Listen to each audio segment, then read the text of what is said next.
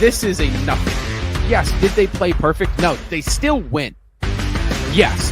What are you doing if the Celtics win the championship? If the Celtics win championship, I might break my sobriety. I might act up. We did it! You got him. All the way. Celtics versus Heat. Celtics in what? 4. Celtics versus Knicks. Celtics in 4. Got Celtics in 4? Hell yeah. Use a vocab word from a couple years ago. It's mind-boggling. That's it, DRG. Let's go. What do you think for tonight? You think I'm worried about the Warriors? I ain't worried about the Let's go, baby. 18, baby. Load up the boat. Why would you say that? Because I'm not no recently he's putting up games like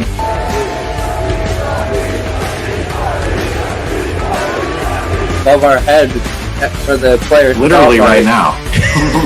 But I think when Marcus, especially Marcus, when he got traded, I think that was a wake-up call. You think right now, Rob, it's still New York? I do. And when I think of the Celtics dynasty, honestly, one of the first names that comes to my mind is actually Brad Stevens.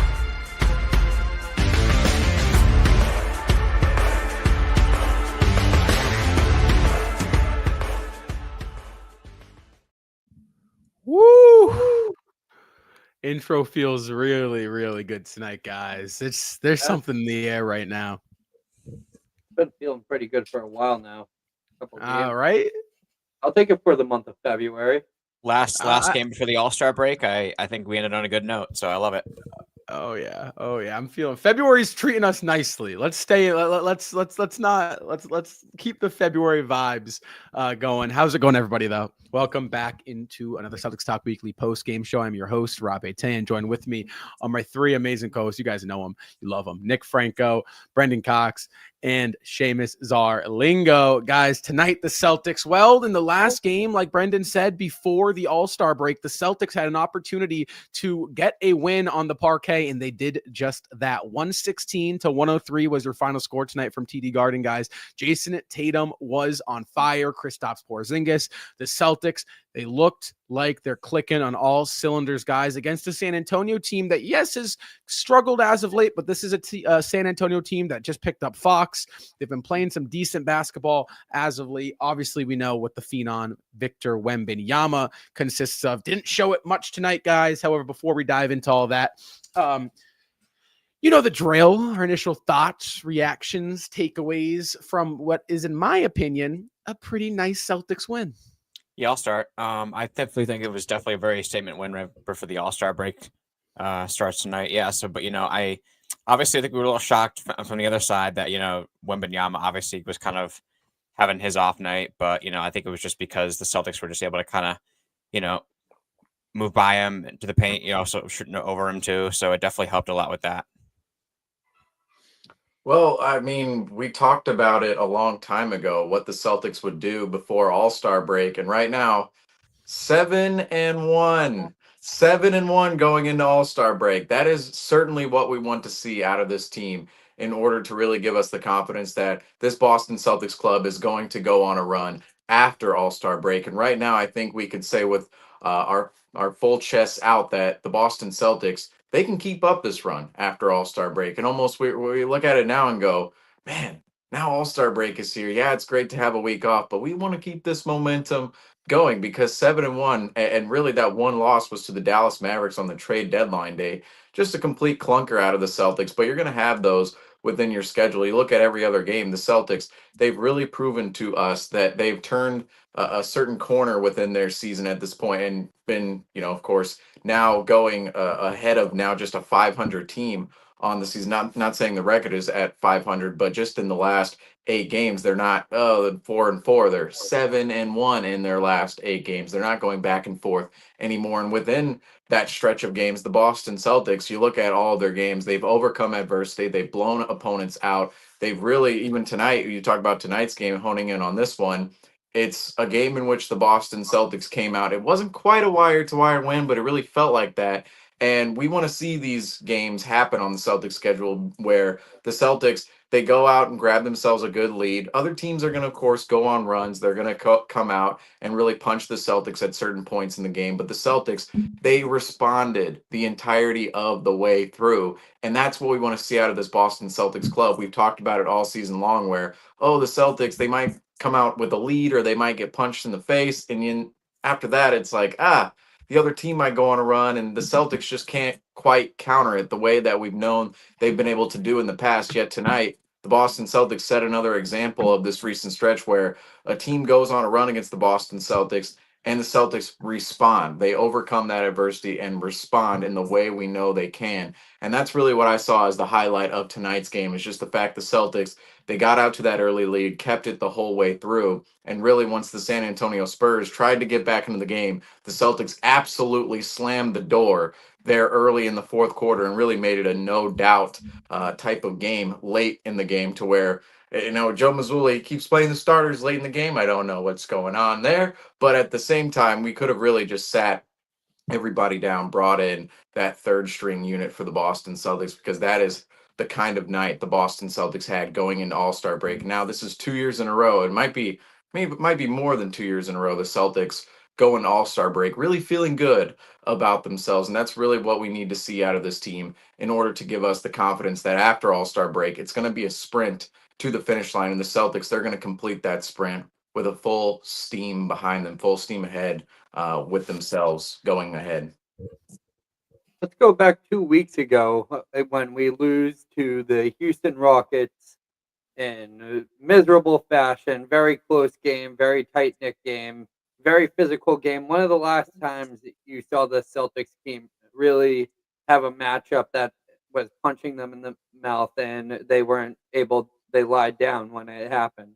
There were multiple times during that game that they could have pulled away, and it was really more of an effort thing. And I feel like that was the final kick in the nuts that has really initiated this Celtics run that they've been on. I thought it was imperative that this team went on this stretch before the NBA All-Star break. Obviously, the second half of the season is where it really gets down to the nitty-gritty of where teams need to solidify themselves as playoff performers. But you need to create that momentum, and it's just not going to spark out of nowhere. This team has really been able to carry that over win after win, other than the outlier with the Dallas Mavericks that would relay that game back to the fact of the Celtics really just kind of not really taking their competition too seriously. I think they looked at that trade and saw the Dallas Mavericks as a crippled team, which they were able to prove that they weren't. But tonight, the Celtics were able to have a nearly wire-to-wire win. It was a chippy first quarter, and then the Celtics were really able to get their lead and put the game on cruise control throughout the rest of it. And that's what you need to see when you're facing teams that are in the middle to lower echelon in the NBA. Obviously, the West is a much more competitive conference this year. I think that there are contenders to make noise within the playoffs, whether it's in the first round or play-in, all the way down to probably around the 13th or 14th team in the standings.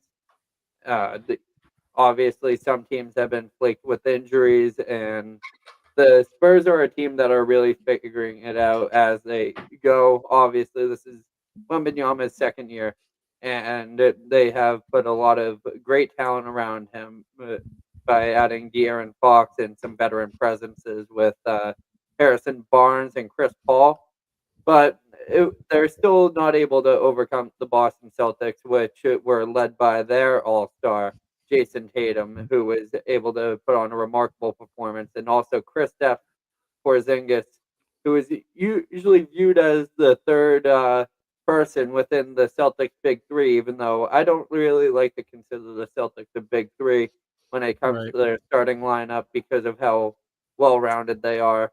But Kristaps was able to have that post presence that we've been really looking for, and something that's going to be extremely important going down this stretch, especially with his injury past, that was a big concern during the inconsistent run of the Celtics in early January and late December.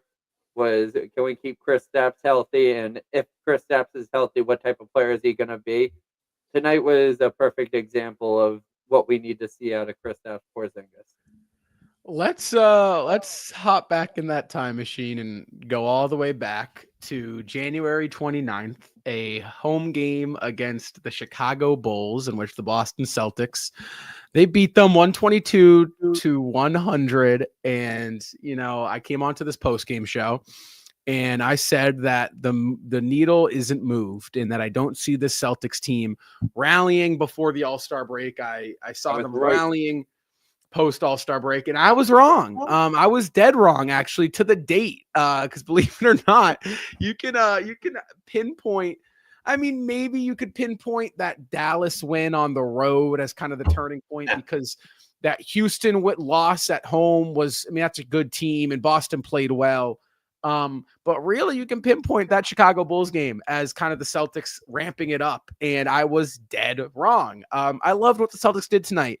I thought they shot a high volume of threes, but I think they were good looks. And defensively, their efforts were there tonight. And I think that is really important when the Celtics, when they're shooting a high volume of threes, excuse me. Comment was that just popped up too. Yeah, I was going to say, what are they talking about now? Well, the healthiest teams in the NBA.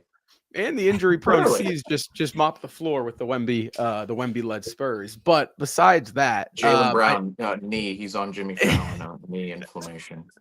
They gotta put something in there, right? Yeah. Yeah. Right. Yeah. No, but I think that when you got the Celtics team shooting a high volume of threes, it's worth. They can do it when they're playing defense. They've been playing defense, guys. Again, really weird Dallas game on the trade deadline. Right. It's like an anomaly, kind of in this 10-game stretch.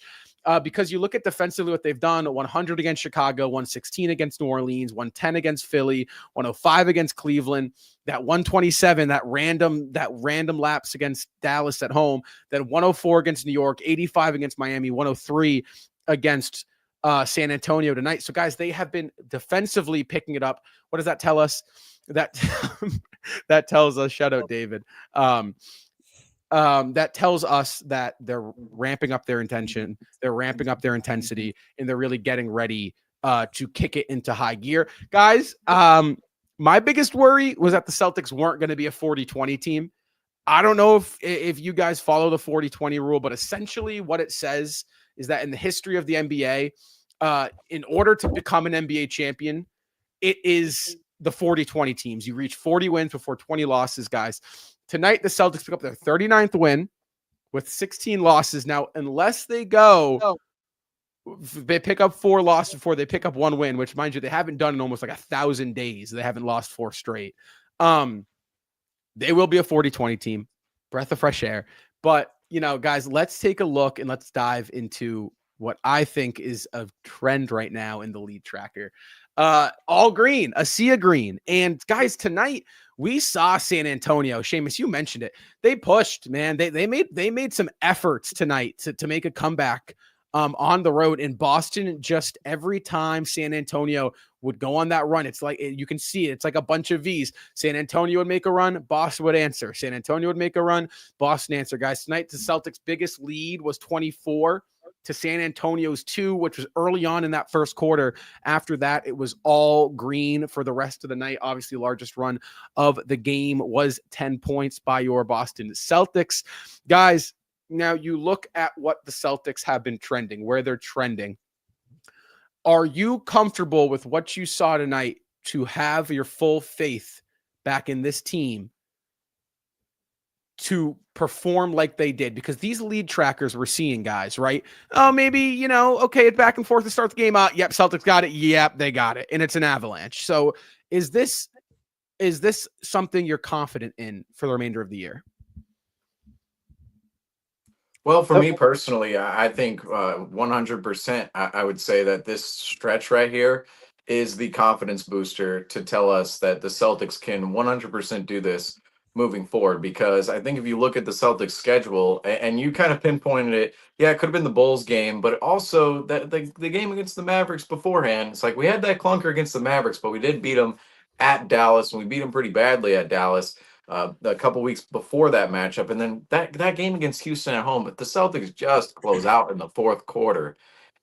That game, the Celtics had a 13-point lead in that game down the stretch within that game, and then they let the Houston Rockets just climb right back into it. But if you really look at the schedule right now, you look at that Dallas win, 122 to 107 on the road, had a 25-point lead in that game, blew the Mavericks out of the water after the first quarter. And then that Houston game just mentioned, the Celtics, they allow a big run down the stretch of the fourth quarter. Really, they fumble the details. It went along with the theme of themselves in the month of January, but really looking at the entirety of that game, the Celtics, they did have good moments within that game in which they could have eventually ran away with it. They didn't just allow a big run at the end of the game. But then after that, you have one loss on the schedule, one loss against the Dallas Mavericks, who the Celtics already beat a couple weeks ago in Dallas. But outside of that, the wins. I mean, you blow out Chicago. That's a game where we looked at and went, okay, this is a game in which the Celtics should come in and blow out the Chicago Bulls. This is just a matchup where the Celtics are better in every facet. Kristaps Porzingis came out firing in that game. There's no reason the lead should be given up by the Celtics, and the Celtics came out with a quality 22-point win. But after that, and at that time, it was kind of like, okay, yeah, we've seen this before. Okay, it's a win over the Chicago Bulls. But then that really propelled them going forward, because after that, you go and look at the New Orleans game. That was an important game for the fact of the Celtics. They couldn't quite get it going through certain portions of the game. They were a little inconsistent in that one. But down the stretch, the Celtics finally executed and came out with a win down the stretch where they actually went out and were able to not just make bad plays all over the place, not convert on the offensive end of the floor. They actually played well down the stretch and matched New Orleans' tough shot making with just great decision making down the stretch and getting themselves better shots. I thought the Celtics actually had better shots than the New Orleans Pelicans in that game down the stretch, and it really, you saw it transpire within the lead at the end of the game. Jason Tatum makes the game winner. Celtics win by 2. But you go further on in the schedule, they're on 26 in Philadelphia, and then the Celtics claw and scratch their way back into that one. And mind you, this is almost like a 28-3 for the Celtics situation, because they were down 26 late in the third quarter. There was about 2 to 4 minutes left in the third quarter. The Celtics were down 26, so it looked pretty dire at that point. Then they cut the lead to 14 going into the fourth, and then it was Jason Tatum season the rest of the way, and the Celtics ended up winning that game by 8 against an inferior opponent in the Philadelphia 76ers. But then the Cleveland game, that's a hard-fought game throughout. The Celtics had a lead pretty much the entirety of that game, but Cleveland kept clawing their way back in. It was a 4-point game late, and that was a big game for the Celtics. We all knew, TNT, big game against Cleveland. Cleveland's challenging the Celtics in the standings, or above the Celtics, rather, in the standings. And the Celtics, there's a different energy out of themselves in that one, and the Celtics come out, perform well, get after it on both ends of the floor, and end up winning a great game out in Cleveland, Ohio. But then, see, that's where I look at the Mavericks game and go, this is actually the scheduled loss for the Celtics in that Mavericks performance, because they just came off a big game in Cleveland where they emitted all this energy to go out and beat the number 1 seeded Cavaliers. Meanwhile, the Mavericks, they were coming off a game against the Cavs as well in that particular matchup where they were beat by nearly 50. So you look at that spot, the Celtics, they go ham in Cleveland, and they go and win a game against the Cavaliers and play tough against one of the league's better opponents, or one of their better opponents within the league. The Mavericks, they get absolutely blown out. Everybody's talking trash on the Mavericks because of the Luka trade. Nobody believes in them, yada, yada. And the Mavericks go, you know what? Screw this. We're coming into the Garden tonight, and we're coming out in full force. And the Celtics, it kind of felt like, we gave all of our effort the other night, and we're looking ahead to the Knicks game now. And it wasn't quite there in that Mavericks game. But then furthermore, you look at the Knicks game, the Celtics, big lead in that one. Knicks claw their way back. Jason Tatum goes insane in the third quarter to really put the Celtics ahead by a 19 to 3 run by the Celtics in that third quarter to really put the Knicks away. It was led by Jason Tatum and Peyton Pritchard. And then the Miami game, Jason Tatum again goes insane in the third quarter, 20 points in the third quarter. They beat an inferior opponent on the road. And then tonight, big one at the Garden against Wemby and De'Aaron Fox, the new look Spurs, and both teams, the Heat and the Spurs, were new look squads. And the Celtics come out and they really just take care of business. This is another opponent where, yes, they're a quality opponent for the Boston Celtics, but the Celtics, they needed to take care of business on their home floor, specifically because on the road, the Celtics have been great. At home, the Celtics have been just very uncharacteristically bad this season. And this is a game where you look at it and went, okay, the Spurs, they have a lot of energy. They like to get up and down the floor. They're really athletic. They have a lot of young players who can play with energy over this. Like that's been a problem with the Celtics all season is, oh, you face those younger teams, those high energy teams, and then the Celtics, they don't really look as motivated as some of those younger teams. Well, tonight the Celtics came out. They're the ones who grabbed the lead. Spurs had their moments, of course, but the Celtics, they looked much different in the fact of they slammed the door in the fourth quarter. It was, oh, the Spurs, they cut it down to single digits, and then all of a sudden, Celtics, good play, find an open three. Celtics, drive and kick, open three. Celtics going to the rim, Peyton Pritchard getting himself that goaltend and putting the Celtics lead back. So the Celtics, they're being very aggressive as of late. They're emitting more energy, more intensity. I think they're playing with a higher level of focus at this point in time. And I think this is the stretch we really, really needed in order to see the Celtics, or really see us gain more confidence within the Celtics, that this trend is going to continue in time, and it's going to continue after All-Star break. It's so hilarious that we looked at All-Star break and said, we just need that All-Star break to come. We need to see that rest for the team. But now we're kind of sitting there going, go away. We don't need you. That We was don't the need last you. thing they needed. it's like, can we just keep going? We don't need the 8 days rest or the 7 days rest. Just keep going, Celtics. But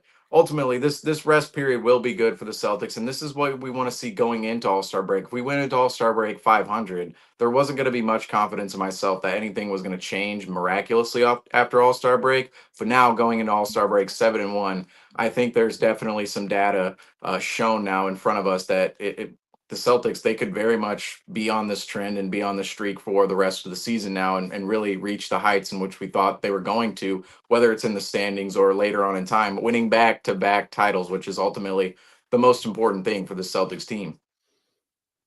I think defensively, that has been the biggest switch. And Chims, I want to say it was last post-game show. We talked about this, where, this is a Celtics team that what is going on? Why did you just absolutely, is the light of God reaching down on you right now? Blow up, like yeah, what happened?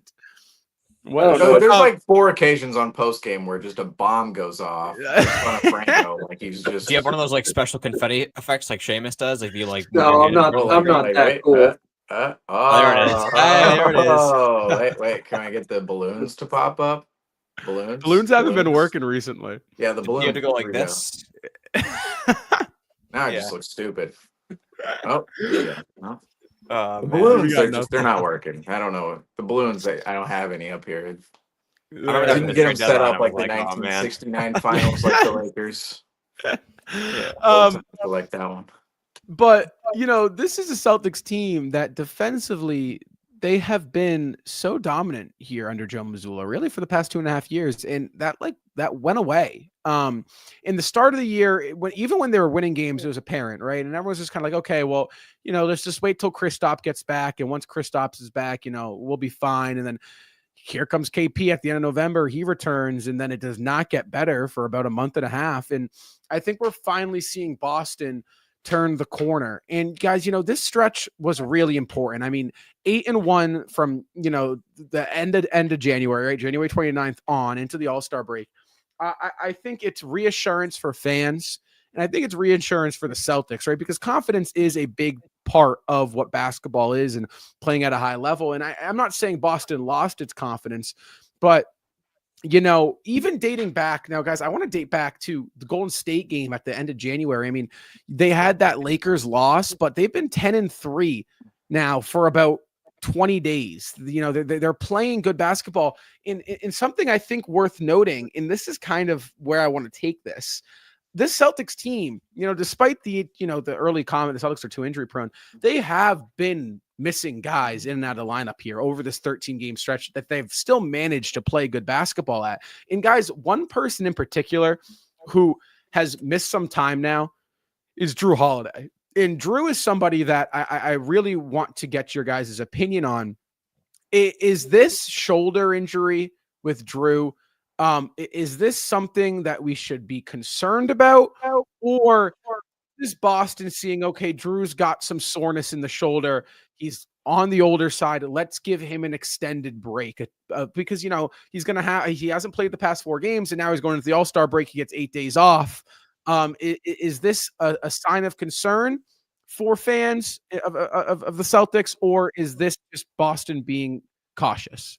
I've noticed over the past couple injury reports too, like he's pretty much like listed like right before any other player is like pretty much early. So they kind of like already feel like they know like, oh, there I go. Obviously like what it is and just like how it could possibly like pan out in the next couple of games. But yeah, I mean, they definitely could probably use this time, like, going into next week when we have that break to obviously see if it's like any kind of concern. I mean, so you think it's caution out of Boston? They're saying caution out of Boston just because, yeah, I mean, I do. What is concerning is that they have him kind of early in the injury report before any other players are. But at the same time, from my standpoint, I think it just might be because they want to kind of rest him for the big stretch games that we have coming up next week. I know we have Philadelphia and all that, but Right. yeah, I mean, obviously, the next half of the season is probably the most important too, because the stretch we had those last 8 games obviously was very important. It could have happened at a better time to get 7 out of 8 wins. But yeah, for Right. Holiday is one of our main defenders too. I think it's just definitely important to kind of just keep him well suited and just well rested, because obviously he's getting up there in age, almost like Horford as well. So it definitely is good to get those veterans just like kind of settled and just see if they can maybe kind of develop into more. Yeah, when that finishes up.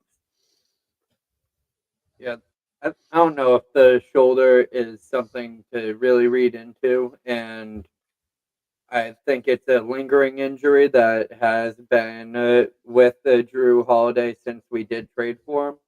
It's been something that's been noted in his career history, but I think it's a more precautionary step for the Boston Celtics. If there was something to be concerned of, I feel like someone within the Celtics media would have gotten a hold of that and been like, Drew Holiday is going to be out for an indefinite amount of time with a right shoulder injury. Because there And has been no report. There's been no report on a timeline, right? It's day to day, basically. Yeah.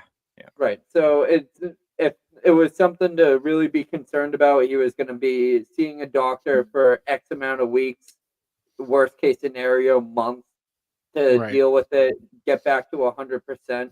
Then I think the Celtics would be looking at a serious problem, because not to discredit Drew, he is one of the players that is more expendable during the regular season compared to when you really need him the most, which is the playoffs. He is one of those players that you're not going to be seeing big nights out of him. It's not a win or lose situation if Drew Holiday is on the court in some games, even though he is a elite player, great IQ for the team, helped to carry this team to a lot of wins, has definitely been a key factor in the Celtics finding success, especially winning their championship last year. But we just know how valuable he is when it comes down to the late runs. And there's enough depth on this roster to really help him get through that. So, like we said with our term with Kristaps Porzingis is the bubble wrap. I think Drew Holiday has found himself wrapped in bubble wrap by the Boston Celtics, and I'm sure if other than if any reports come out during the All-Star break, I'm sure that we'll be seeing him return to action in a short amount of time, if not the first game back against Philly after the All-Star break. It kind of reminds me of Al Horford at the end of January, where, I mean, obviously it wasn't, I think there is some soreness, and I do think there is some injury there. Right, Seamus, but I think, like, for me, it kind of reminds me of that Horford thing where I'm on the precautionary side. I don't think Boston is worried about this. I don't think Drew's worried about this. I think he could be playing, but it's like, listen, we're playing good ball right now. Pritchard's excelling. You just signed Torrey Craig, who we're going to talk about later. He played pretty well tonight, I'd say. And it's like, why push him, right? Why push him? Well, for me, I think the timing of the injury, or really Drew Holiday sitting out, is That to me looks more precautionary than a legitimate injury, just because of the All-Star break coming up. Because you consider the games in which Drew Holiday is now sitting out, he's now going to have about a 2-week window where he's not playing NBA basketball, and that's going to do a lot for his legs later on in time. I know we're talking about his shoulder, but I don't know if there's a shoulder issue with Drew Holiday. I think at this point in time, when Drew Holiday is 34 years old, Drew Holiday, what you need to preserve on Drew Holiday are his knees, his ankles, his hips. I mean, that's really what we're looking at with Drew Holiday, and that's what we look at with really older players in general, ultimately out there. And I think that 2-week rest can do a lot going ahead into the future for somebody like Drew Holiday. You kind of mentioned Al Horford as well. Al Horford, we've seen those type of stretches with Al Horford, and there's a reason why we've seen guys like Kristaps Porzingis, Al Horford, and Drew Holiday miss games this season. Those are the three players on the Celtics who really miss the most games, and it's not because they're perpetually injured. It's because the Celtics want to keep them fresh for a playoff run later on in time when the games matter the most. Right now, the Celtics know they can get through a lot of these games if Drew Holiday misses a game, if Al Horford misses a game, if Porzingis misses a game, even Derek White or even Jaylen Brown at this point in time, the Celtics know they can still get through some of these games with all the talent they have. And I really think the Drew Holiday situation can be more precautionary. And I don't see this necessarily as something that is going to be reoccurring later on in the season just because of the timing at this point. But even so, if there was another moment in the season where Drew Holiday was missing, I would still maybe lean on potentially it being more precautionary than legitimate, because I just really think that's the plan with Drew Holiday. I think that's the plan with Al Horford. I think that's the plan with Kristaps Porzingis. Those are really the three players. Talk about bubble wrap. Those are the three players you want to put in bubble wrap, and I think this is really the perfect time to put somebody like Drew Holiday, or to really rest Drew Holiday through this current stretch, because you have a couple of opponents, if you're the Celtics, that you see the Celtics have played pretty well as of late, and we're gaining more confidence in the team to be able to handle these opponents. Now, you'd say in late December, early January, we're going, okay, guys can't really miss games because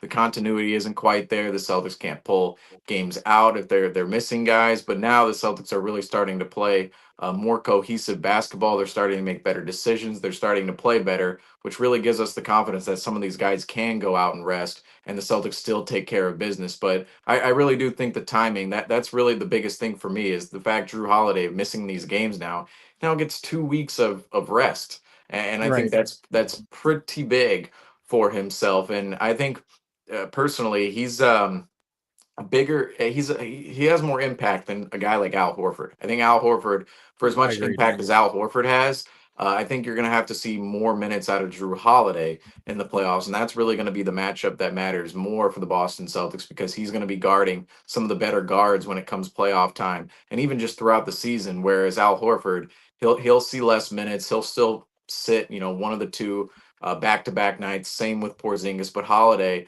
I think you're going to have to see more minutes out of him, and his matchups later on in time are going to be a little bit bigger than some of the big guys. And ultimately, I think this little stretch here for Holiday, it's going to be good for him moving forward. And I'm leaning on the side of the shoulder injury is probably not a shoulder injury. It's more likely the what's it called, the excuse for rest. As we all know, rest is essentially not a thing in the NBA anymore. You got to come up with some calf strain. You got to come up with a shoulder impingement. You got to come up with knee inflammation. That's just what it is in the Right. NBA. So I wouldn't be too concerned about Drew Holiday. But the one thing I would be concerned about, and we'll have to see what happens moving forward, uh, that would actually raise some alarm bells with Drew Holiday for me, is if we come out of All-Star break and then he misses a game or two games with this injury. Then I'm starting to raise an eyebrow at potentially him actually having a legitimate shoulder injury. If he comes out of All-Star break, looks fine, plays multiple games in a row,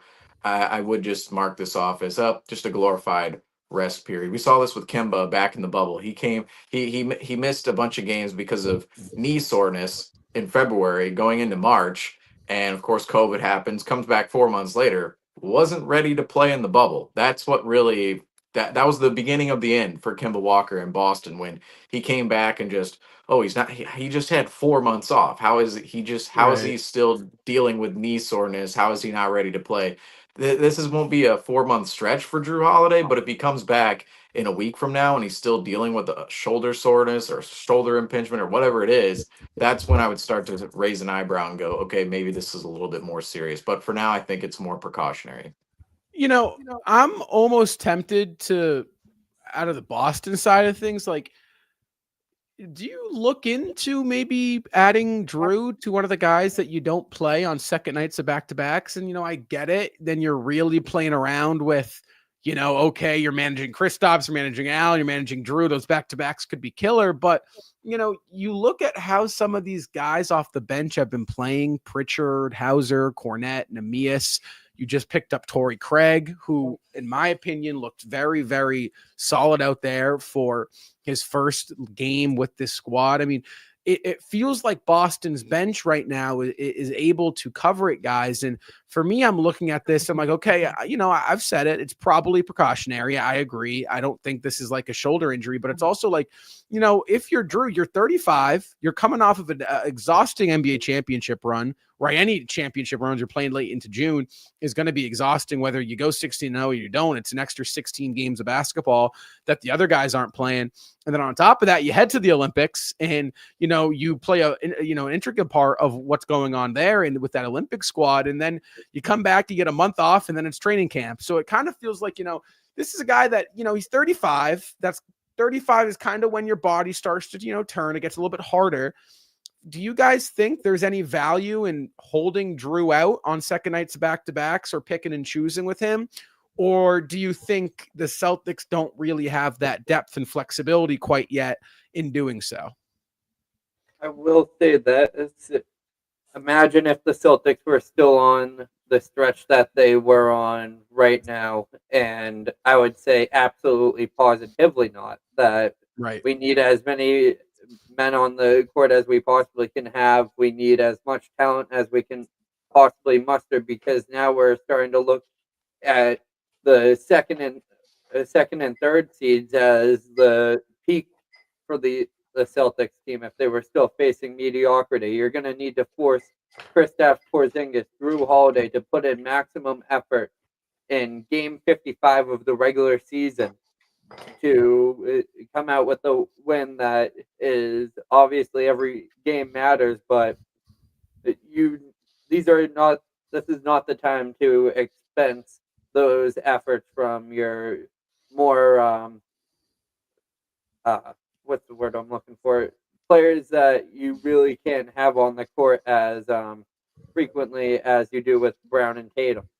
Right. You're looking at these guys, and you need to evaluate every single rep that you can get out of them, being able to make sure that they are comfortable within the offense, being able to feel comfortable on the defensive end, and are able to give you the maximum effort that you can. Because I would rather have Drew Holiday rested and fully recovered than having to half-ass a game against the San Antonio Spurs in the middle of February and really bust himself up, and who knows, maybe get one of those shoulder injuries, really aggravate that right shoulder. If that is the case, who knows with the NBA nowadays, if his shoulder or his right ankle is injured because of the way they utilize the injury reports to rest players.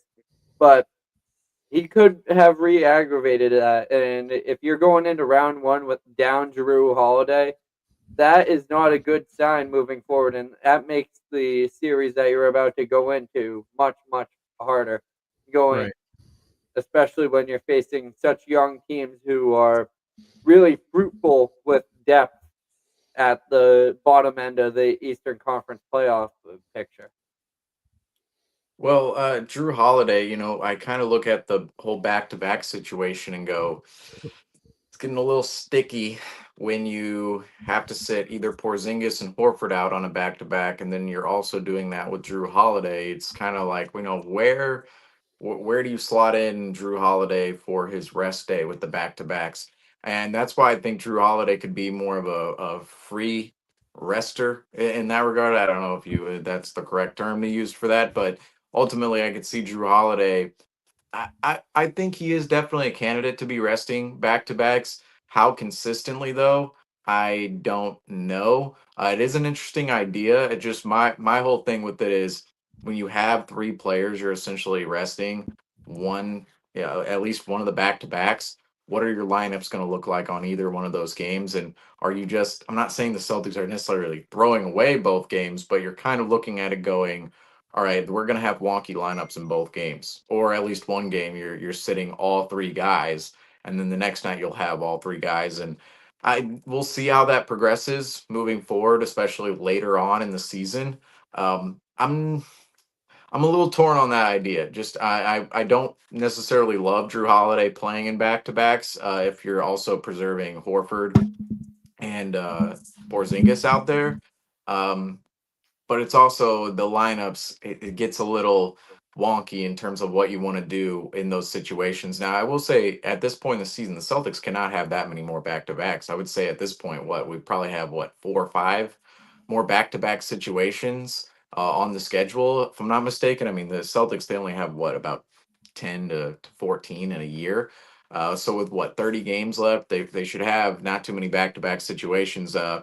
But it's really tough. It's really tough to gauge on when Drew Holiday and these guys should really rest because to me, I think the days in which they should rest sometimes shouldn't matter on the back to backs because I'm more of a fan of managing players' minutes on those occasions. I think that's actually going to be the more effective strategy for the Boston Celtics because if you're taking a guy out for an entire game, you're not using him, but maybe, just maybe, okay, you play Drew Holiday, maybe play him 15 minutes, maybe play him 20 minutes, maybe you put him on some sort of minutes restriction out there and just let him play a smaller portion of the game. I actually don't understand why teams don't do that more often. I think that would have solved the load management thing a long time ago. The Spurs, they started it all. They went up all 5 starters out on a nationally televised game. All right, get out of here. Why can't all 5 starters play 15 minutes and then the bench just take over the rest of the game? I've never really understood the whole, all right, we need to sit this guy down tonight. Just manage his minutes. Say a guy can play in a back to back,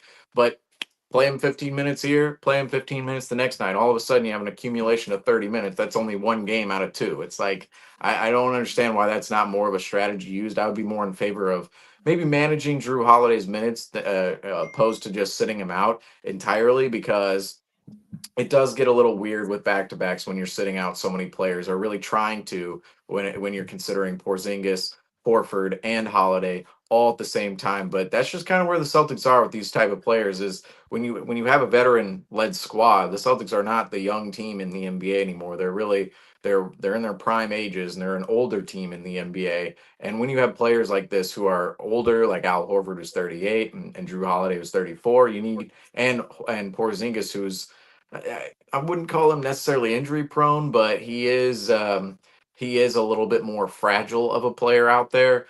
You definitely need to take precautions with those players, and how the Celtics go about that is going to be certainly up to themselves and interesting. But I'm more of a guy who's on the line of managing minutes over just sitting guys out one game or another. I think that's actually the route the Celtics should take. But I don't think we see the NBA or teams across the NBA really take that route too often. So Drew Holiday, moving forward with him, I think you're going to see him more in just back-to-back situations because I don't think that's definitive with him yet. But I also think there could be a possibility that they actually go ahead and do that later on in time. But how the Celtics are gonna really map that out, not really sure. If you play all 3 guys one night, all 3 guys sit the next night, or you play 2 on one night, one the other night, it's a really tough call for the Boston Celtics, and we've seen it burn them or really help them in the past. So that's what's going to be ahead on the schedule, regardless. We talk about consistency all the time, right? So, in my perspective, I think if we sit more and more guys like back to back nights, it's just not gonna work out with the lineups because we're not gonna know of like. I'm sure obviously Joe will know like the team we're facing on a back to back. We're gonna have these strategies as to who can make that step up if Drew sits or make that step up when Al sits or KP sits though. But sitting 3 of those stars like back to back nights, like I just think that it might not be the best idea at this situation, especially the season that we've had all year long. I mean, the stretch obviously we've had the past 8 games is a different story, but this year record-wise, it's not the best year to do that, I don't think. But obviously, you know, we haven't seen Drew Holiday as out as much. But I know this week has been really kind of weird with his injury. But you know, like I said, I don't really worry about this injury being something that he has to sit out back-to-back games. I think it's an injury where, you know, we're just kind of taking it back to using this break as to see how he does managing it, and then, you know, going next week to Philadelphia to see how that goes. It's just going to tell the story of I think how it turns out for him. So let me add this real quick to the back-to-back conversation real quick. Yeah. We have 5 more back-to-backs in the season, all right? 5 more back-to-backs. And here they are. So ultimately we have a back-to-back, Toronto and Detroit on the road, both games on the road, February 25th and 26th.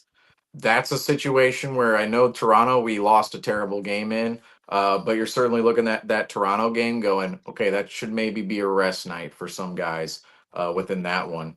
But then after that, you have March 14th and 15th at Miami, at Brooklyn. So again, both on the road. Brooklyn. And March 5th and 6th, too. Oh, yes, March 5th and 6th. I just skipped over that one. Both at home against Portland and Philadelphia. Portland, they're a little bit better of a team than I will say a lot of people expected this season. But Portland, you're looking at that game. Even Philadelphia at this point in the year, you could look at both of those teams and go, okay, maybe one of those can be rest nights. Thank you for catching that one, Franco, because I totally skipped over that one. So I think that still counts 5, but it does. I counted as well. Yeah, Miami and Brooklyn. The Miami and Brooklyn game. Miami's a little dysfunctional. Brooklyn is certainly dysfunctional. Those are both on the road. You can certainly turn the Brooklyn game into a rest day.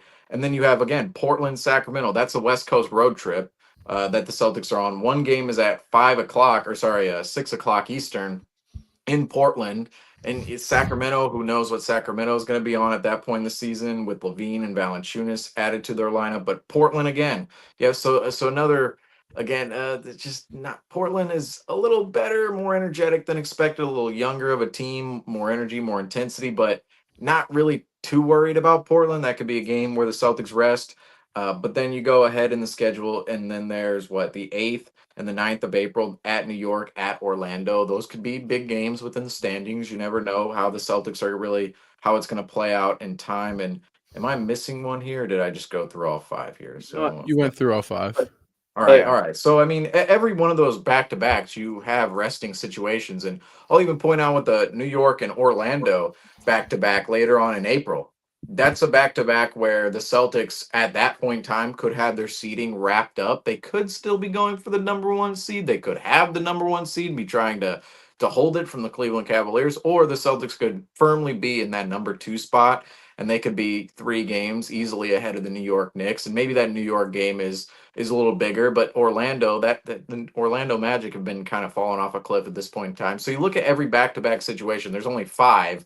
And in every situation, there is at least one game where the Celtics can go, all right, Toronto, Portland, whoever it is, I think the Celtics can go ahead and just maybe rest a couple of guys in those nights. So this situation with Drew Holiday and just everybody moving forward, Horford and Porzingis are certainly going to sit on those back-to-backs. But Drew Holiday, there could be some rest days within there for Drew Holiday, considering not only the amount of back-to-backs, but really the opponents as well. So I'll just add that to the conversation.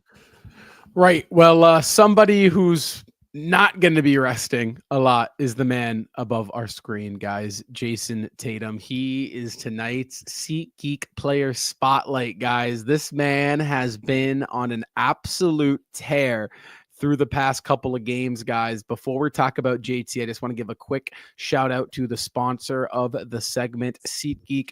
Guys, SeatGeek is the best ticketing app out there on the market. With the Celtics picking up in the playoffs just around the corner, guys, SeatGeek has you covered for all live events along with all Celtics games, guys. Head over to SeatGeek and use code Celtics Weekly for $20 off your first purchase. Again, Celtics Weekly, guys, that link will be in the top of the description down below. Guys, huge shout out to SeatGeek, and let's talk about Jason Tatum right now, guys. The man has been on an absolute tear here to enter the All-Star break. 32 points, 14 rebounds, 7 assists tonight. He teetered around a triple-double.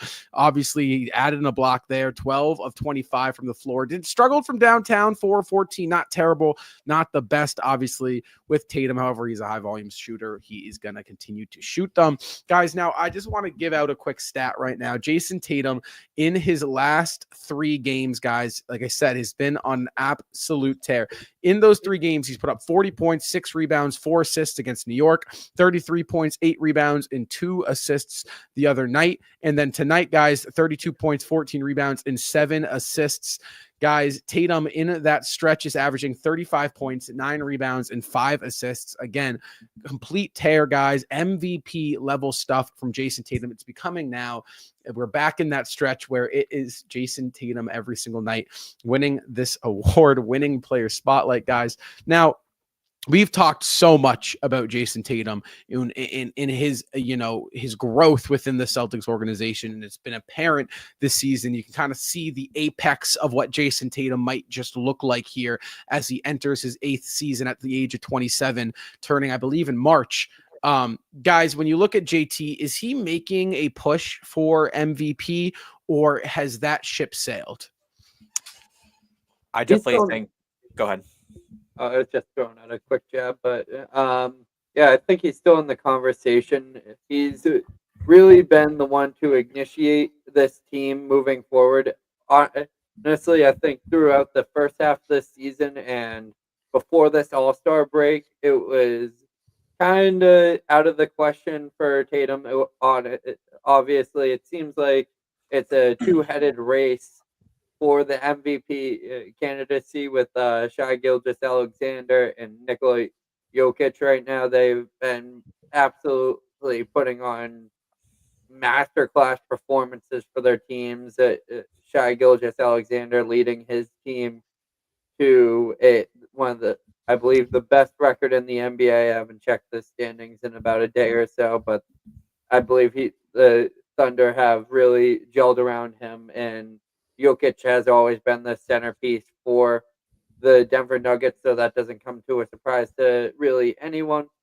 But I think that when this team has really flipped the switch after that Rockets loss, it all was initiated by Jason Tatum, and you're really seeing him step up in key moments in the end of games when this team really needs him the most to really get him over that edge. Jason Tatum has been the guy to answer, and this is really the first year that we've seen Tatum be that guy that really carries this team. When I say carries, I think last year we saw a much more dispersed offense. We saw a much more conservative Jason Tatum. This is probably the most aggressive Jason Tatum we've ever seen in the NBA since he's joined us. He's he's just really picked up that level, and it's really been infectious to the rest of the team. And you're seeing it transfer over on the offensive end. The shot has become contagious for players like Derek White, Kristaps Porzingis, really tilting the court away from them when he has the ball. I saw a screenshot earlier tonight that he was drawing 3 of the San Antonio Spurs on plays. So that doesn't just leave one player open, that leaves 2 players open, and that basically leads to a gimme for the Celtics offense. And I think he can really make it a 3-person conversation by playoffs if this continues, and also if the Celtics continue to have this bounce back that they had when, just to reiterate on the conversation when we were talking about confidence, it wasn't really a confidence issue with this Celtics team from Celtics fans. It was more of a WTF moment from Celtics fans. We knew what this team was capable of, and we have every reason to hold this team accountable to high expectations. And Right. Jason Tatum's the number one cause of that, and he's starting to live up to those as the season rolls forward. And going into playoffs, I think this is really a season that Jason Tatum can solidify himself as a perennial superstar in the NBA. Well, listen, this team, right? They're so good, right? Derek White, Kristaps Porzingis, Drew Holiday, Peyton Pritchard, Sam Howell.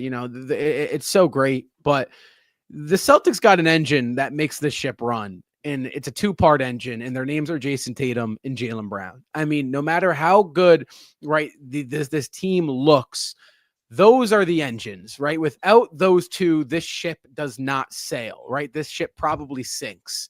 And I'm going to do it. I'm going to put out a stat, and I'm sorry if you don't like this stat. It is what it is. But, guys, the Celtics this season, when Jason Tatum's usage is over 31%, guys, they are 18-1. When it is 31% or lower, they're 18-14. Guys, when they're over 32% with Jason Tatum's usage, they are an undefeated 14-0. And when it's under 26.5, they are 3-8. Guys, when Jason Tatum is running the show, the Celtics are nearly unbeatable. Franco, you mentioned it. The attention. Sorry, there's some Red Sox news, some huge Red Alex Sox Bregman. news. Yeah, Alex Bregman, 3-year, 120. Sorry. My eyes light up. Yeah. I did. So great addition for the Sox. Okay, but back on Jason Tatum and Brandon. For all our Sox fans out there, we're Can I not take a minute, or no? I'm sorry. I'll just no. You know what? That's a big sign. 3-year, 120. Bregman coming over the first. Can I just third? just comment for a minute if that's okay? I wanted to just get my little MVP Jason Tatum take out if that's okay. Sorry. Go for it. It. So to go back before Franco was talking, I think the ship has sailed for Jason Tatum's MVP winning this year. I don't think like Franco was saying too, I think Jokic and SGA are the front runners, but there is a but to this, but I do think that, with Giannis, missing a lot of time before the All-Star break, and it probably will continue a little bit in the next couple of weeks too, because they said that he's going to be out a little past after the All-Star break. I think maybe because, MVP usually nowadays, they usually narrow down to 3 finalists. So you maybe could see Jason Tatum, if he continues this level of playing, climb that third spot, climb that number 3 spot as a finalist. I mean, not just saying, oh yeah, he's just going to get that and then not win MVP. There could be arguments that if he plays better, he could win it. But, I think, him finishing as a finalist, like that would be a great sign for better things to come for his MVP voting in the next coming year. So that's just my take on that. But yeah, I definitely think that for him winning it this year, it definitely is a closed book. But, I definitely think it's still up for question. Maybe that he could finish as the number 3 finalist behind SGA and Jokic. So, right. I'm going to say that the ship is not quite sailed on Jason Tatum's MVP campaign this year, just because of the amount of games in which we've gone through this NBA season. 55. There are 27 games left in the season. It's possible that Jokic, it's possible that Shai Gilgeous-Alexander, maybe they both get injured. Now that would be the worst thing in the world for the NBA Yeah. and their teams, the Thunder and the Nuggets. But it's also a possibility that the Celtics just break off a historic run, because we've known this team to be a historic team in the past. And it's possible that Jason Tatum and the Boston Celtics go on a historic run. It's possible that maybe the 2 other MVP candidates, it's more likely that they get injured than maybe take a step back. But I would say that there's still a slight chance that Jason Tatum could maybe come in through the back door and steal the MVP at the end of the season. I'd be leaning that possibility is extremely low. But I still think, just because of the amount of games, I think if we were at, game 65 instead of 55, 10 more games from now, I think you're probably saying that Jason Tatum, his MVP campaign is officially over. But just because of the point of the season we're at, there's still 27 games left for the Boston Celtics. And in those 27 games, it's very possible that, the forces of the universe tilt the Celtics and Jason Tatum's way, to the point where Jason Tatum walks away with the narrative and the MVP. I would say it's extremely, extremely unlikely at this point, but I'd say there's still a little bit of a chance, just There's a still little bit of hope. a Do you think there's chance. still hope? Yeah, there's still a little bit of hope, but it doesn't require. I will say this, it requires maybe some misfortune for other people around the league. And I wouldn't really want to see that whatsoever. So I'm not necessarily rooting for a Jason Tatum MVP because I really do think it would come with some misfortune to other teams and other players around the league. But I'm not going to completely rule out a Jason Tatum MVP season thus far. But I think he could be potentially, regardless of this conversation of whether or not he can win the MVP. I think Jason Tatum could finish in the top three, no doubt, because of Giannis's injury and just the way Jason Tatum has played this season. I think the narrative is certainly on his side, and I don't know. It's going to be really the media. We see who votes every single year, which is the media, the NBA media. We'll have to see whether they're more tired of the Giannis narrative or if they're just tired of the Boston Celtics and the Boston sports market, which they ultimately are every single season, no matter what's happening in Boston, Massachusetts. But it'll be interesting to see whether or not they're leaning more towards we're done voting for Giannis, or we don't want to vote for somebody from Boston. I think that's going to more so determine the who's at the three. But Giannis, if he does miss a huge amount of time, I think he'll potentially fall behind Jason Tatum because Jason Tatum, he's that durable player, and I think we're only seeing Jason Tatum's play get better and better as time moves on. I mean, even at the beginning of the season, I would say Jason Tatum wasn't playing quite at this level he is right now, and that's really insane to say because Jason Tatum came into the season firing, came into the season hot. He's really been great all season, but at this point in time, Jason Tatum, you saw it in tonight's game. I mean, he is the most impactful player on the Boston Celtics when he is on, and that usage percentage stat.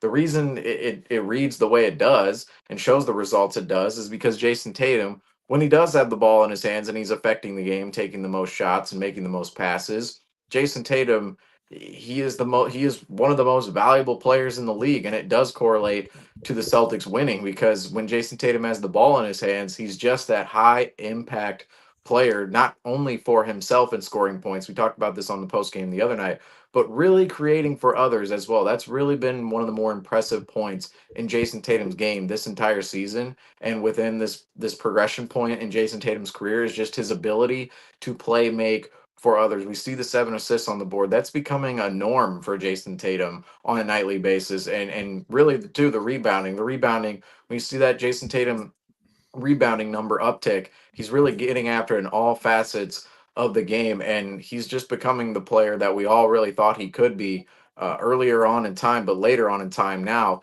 where in 2022, even looking back to that season, Jason Tatum wasn't a complete player. He made the finals that year with Ime Udoka squad. He, of course, kind of surpassed Kevin Durant. We thought the other night that was our opinion the other night. But even in that season, he wasn't as complete as he is now. Now, Jason Tatum, he is just that almost perfect all around player. I mean, he really does everything well, and he's really starting to do everything at an elite level. So, Jason Tatum, I think his in terms of the MVP this season, I'm not so sure he'll win it, but I'm very certain he'll finish at least in the top five, and it could be a top three finish for Jason Tatum, which could potentially set the narrative for later on in time for Jason Tatum to go and actually win the award in later seasons.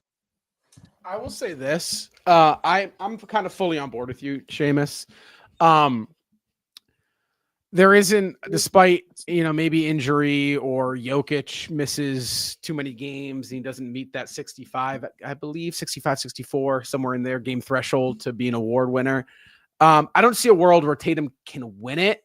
If the Celtics were 44-9 at the top of the Eastern Conference, I think Jason Tatum would be the front runner, because I think that championship burden was lifted off his shoulders. And I think the narrative would be, okay, this guy deserves one. It's time to give him one. The best team in basketball. He's the best player. He's putting up these crazy numbers.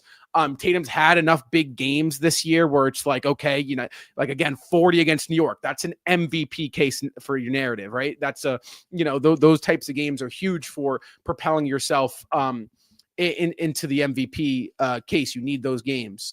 Tatum's had those this year. He didn't have those last year. I do think he'll finish third. Yeah. And then the Jokic, the Jokic is just ridiculous on what he does within the stat sheets and the analytics and just how good they are with him on the floor and how bad they are with him off the floor. It's really tough to get ahead of Jokic. What you need to do is be the best team in basketball and be young, which Shai Gilgeous-Alexander is, and be the new shiny thing in order to, get Jokic. But yes, I mean, Tatum otherwise has been phenomenal. Again, that's what you need to win a championship. You need an MVP, and the Celtics have one because he is in the conversation and he'll continue to be in the conversation. So from a Jason Tatum standpoint, I'm with you guys. I don't think he can, I don't want to say he can't win it. I don't see a realistic path in which he does win it. You can't count him out. You can't count him out. Agreed. I just don't think if we're having this conversation right back in December, I think I'd say, okay, there might be enough time for him to, catch up. I don't think there's enough time post all. I mean, the Celtics would have to really turn it on and Tatum would have to be the catalyst of that. Again, not impossible, but, I don't really necessarily see in a realistic world in which it happens this year. Guys, Justin's not on the show. But I guess I'll hand out his flowers again. I'm going to, Justin, where you at, man? I hand out your flowers. I'm missing you, right? I'm over here handing out your flowers. KP misses you, who is tonight's flowers winner, Justin's flowers, guys. Before we do talk about the flowers, I just want to give a quick shout out to the sponsor of the segment, Bucket Squad. Guys, if you love playing basketball, if you love hooping, or if you just love comfortable casual wear, Bucket Squad, they have you covered for the best apparel in the game. They got shorts, shirts, hoodies, basketballs, basketball bags. They got you covered for everything, guys. They just dropped their new all-star collection. It is amazing. It is phenomenal. They got the Celtics Bucket Squad collab. They got everything. Anytime I play basketball, I am wearing Bucket Squad. So guys, again, a huge shout out to Bucket Squad for sponsoring this. Use code Celtics Talk Weekly for 10% off your purchase, any purchase. Link will be in the description down below, guys. Now let's hand out Justin's flowers.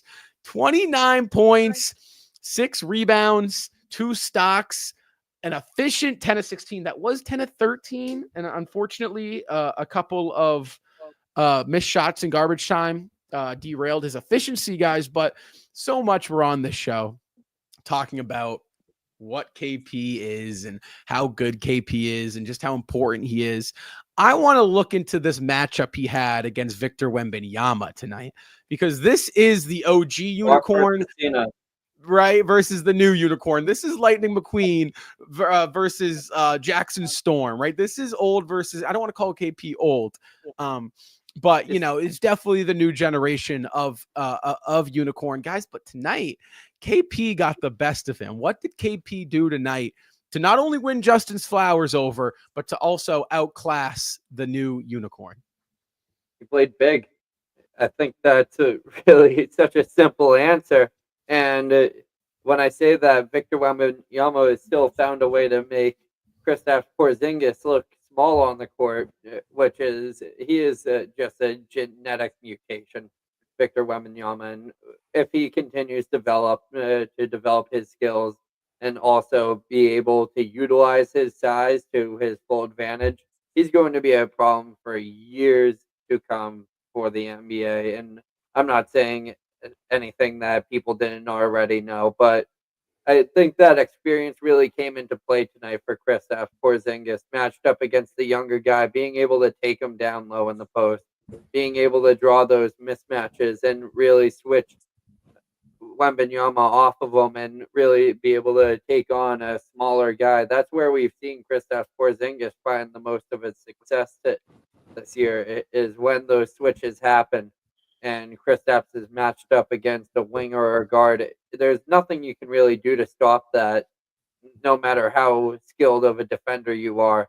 The most you can do is put your hands up, and you're barely even putting your hands in his face. It's something that is going to be huge moving forward. With Jaylen Brown out of the lineup, you see Kristaps really step up as that all-star caliber player. And I said this repeatedly throughout the season. I'm sure if Kristaps played a few more games this season, maybe got his legs under him a little bit earlier on, we'd be seeing him playing this weekend. But I think that it's coming at the right time for Kristaps, and he was quoted on saying that this is a game that we keep on bringing up this post game is the Houston Rockets one is this quote has the only reason I bring it up is because this quote stuck out to me so much was Kristaps said that this team can turn it on whenever they need to, and being able to find that urgency within confidence is key. Getting Kristaps Porzingis to be able to take on these matchups that really draw attention away from Jason Tatum and really lighten the burden off of Jason Tatum, allow Jason Tatum to have the playmaking and facilitating performances that we've seen out of him with the 7 assist games and consistently. You need to see players like Kristaps step up. The fact that his jump shot from the three-pointer has started to fall frequently has been a huge plus to the Celtics offense, and being able to really make shots that you wouldn't expect teams to guard up on, especially when you're running a 5-out team and you are having a presence within the paint. Guarding Kristaps Porzingis so far out with the big man is illogical for an NBA team when you're facing the Boston Celtics because there's so much talent around Kristaps that it just opens up lanes that you really can't close those floodgates once they open. You just, I think Kristaps, especially tonight, was a major part of the Celtics being able to carry out this win. And when we see the V and the lead tracker, we see teams start to make those pushes back. It comes to a halt when and is yielded when Kristaps makes one of those big shots and nods his head, gets the team fired up, and someone usually follows suit.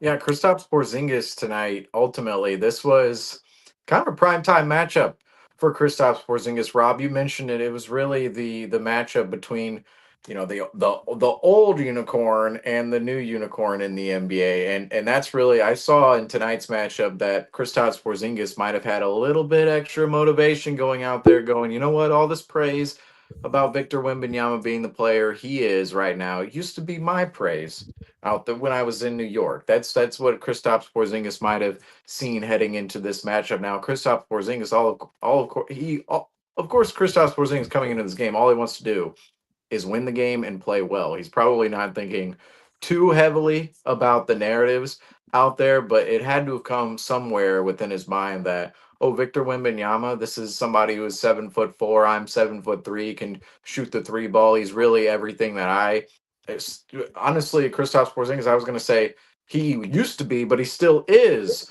on the Boston Celtics out there on the basketball court.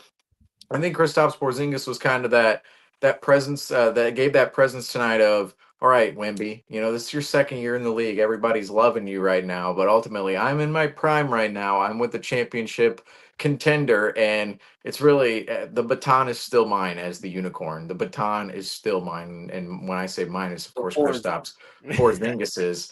And I think tonight Kristaps Porzingis, just if you look at his efficiency, it really that 10 of 16, it's a little misleading because a couple of garbage time shots didn't go in, and really he was 10 of 12 or 10 of 13 before down the stretch. And Kristaps Porzingis, he had that three ball going early, but just the ability of Kristaps Porzingis to go in the low post and take advantage of the mismatches and hit some of those mid-range jumpers as well. Kristaps Porzingis, he's starting to really ramp up his game in terms of doing that more and more often and becoming that scoring presence for the Boston Celtics, because early on in the season when he was coming back from injury, it felt like Kristaps Porzingis on the offensive end of the floor was almost absent on some nights. Yeah, he'd have his little moments taking advantage of the mismatches. Yeah, he'd hit a couple of threes off the pick and pop, but now it feels like Kristaps Porzingis especially on a night like tonight where Jason Tatum is dominating, but Jaylen Brown is out of the lineup. Kristaps Porzingis is becoming really that second option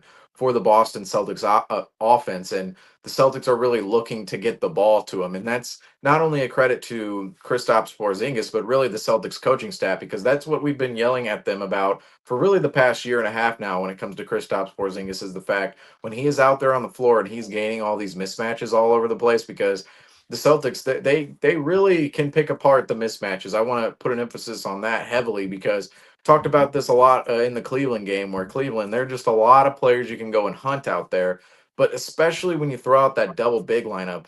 To me, the double big lineup of Porzingis and Horford, or if Cornette comes out there with Porzingis or whoever it is, the Boston Celtics, that is mainly for the offensive end of the floor to get those mismatches, because defensively, it doesn't always make sense. I will say defensively, the double big lineup, you'll see Kristaps Porzingis matched up on a forward who's faster than him, more athletic, and you're going, all right, Kristaps Porzingis has the length here, but he doesn't have the athleticism or speed to keep up with this player. And really, if he's switching off of this, it's starting to get a little wonky for the Boston Celtics on the defensive end of the floor. That's where I look at those double big lineups and go, this is for the offensive end of the floor. This is for the Celtics to go out there and get the mismatches in which they want, whether it's Al Horford on a smaller player or even Kristaps Porzingis. Really, Kristaps Porzingis is the main player in which the Celtics, Kristaps Porzingis and Jason Tatum, I'll say, both of those players are the players in which the Celtics want to mismatch on smaller players on the offensive end of the floor. And I think right now we're seeing more and more of that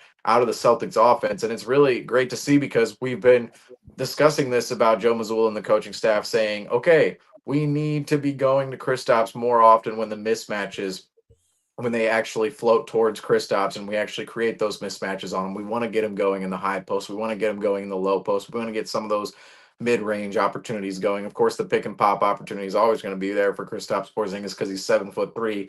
Guys leave him on the perimeter all the time because they're trying to double team Jason Tatum, and he can just shoot over anybody. And if somebody is late closing out to Kristaps Porzingis, good luck. The 7'3" length, you're never getting to that shot ultimately.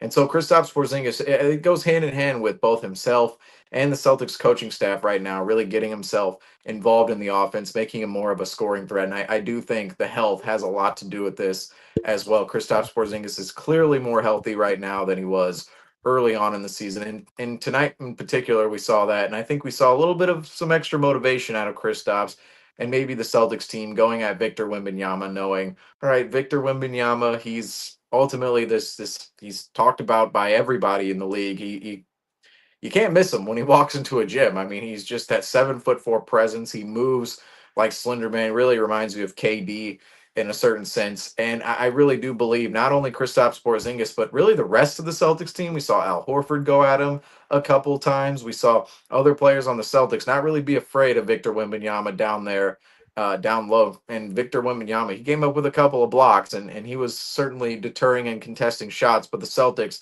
what I like to see out of their mentality, or what I liked out of their mentality tonight, was the fact the Celtics were not afraid of Victor Wembanyama down there in the low post, and they were just taking it to him ultimately at different points in time. And that's really how you have to play as a basketball team. Yeah, there are going to be players who are physically daunting, whether it's their length, their athleticism, their physicality, but you have to compete with those players. And if you take it at their chest and you take it at them hard, I mean, that's really how you're going to have to compete with those players. If you think about players across the league like Victor Wembanyama, we see tonight, LeBron James, of course, just a notable figure the Celtics have had to face in the past. You have to go and you have to have confidence against those type of players in order to really succeed. And I thought that's not only what Kristaps Porzingis did tonight against Victor Wembanyama, but the rest of the Boston Celtics. And Wemby's going to be a fantastic player, but right now he's still pretty young out there. And I will say the Celtics, I think they got the better of himself tonight.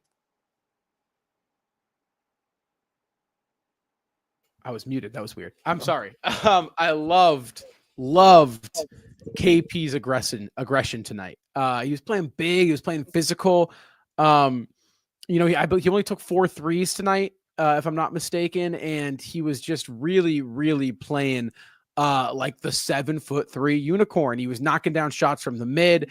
Seamus, I agree. He was locked in tonight. You could tell. It took a matchup a little personal, right? You know, you hear people are quick to forget who the original unicorn was. But guys, I mean, we are seeing what KP looks like at 100%.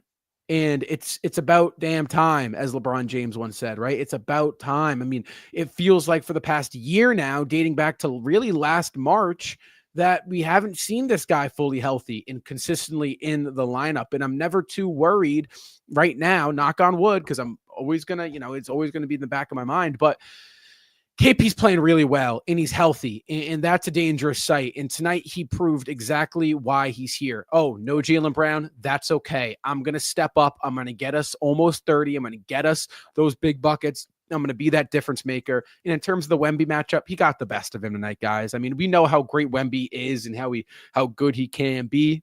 But KP made a statement. He said, don't get your hopes up too fast, Wemby. Don't forget, like Seamus said, I'm in my prime. I'm here. I'm on that championship team. I'm playing championship level basketball. Don't forget that.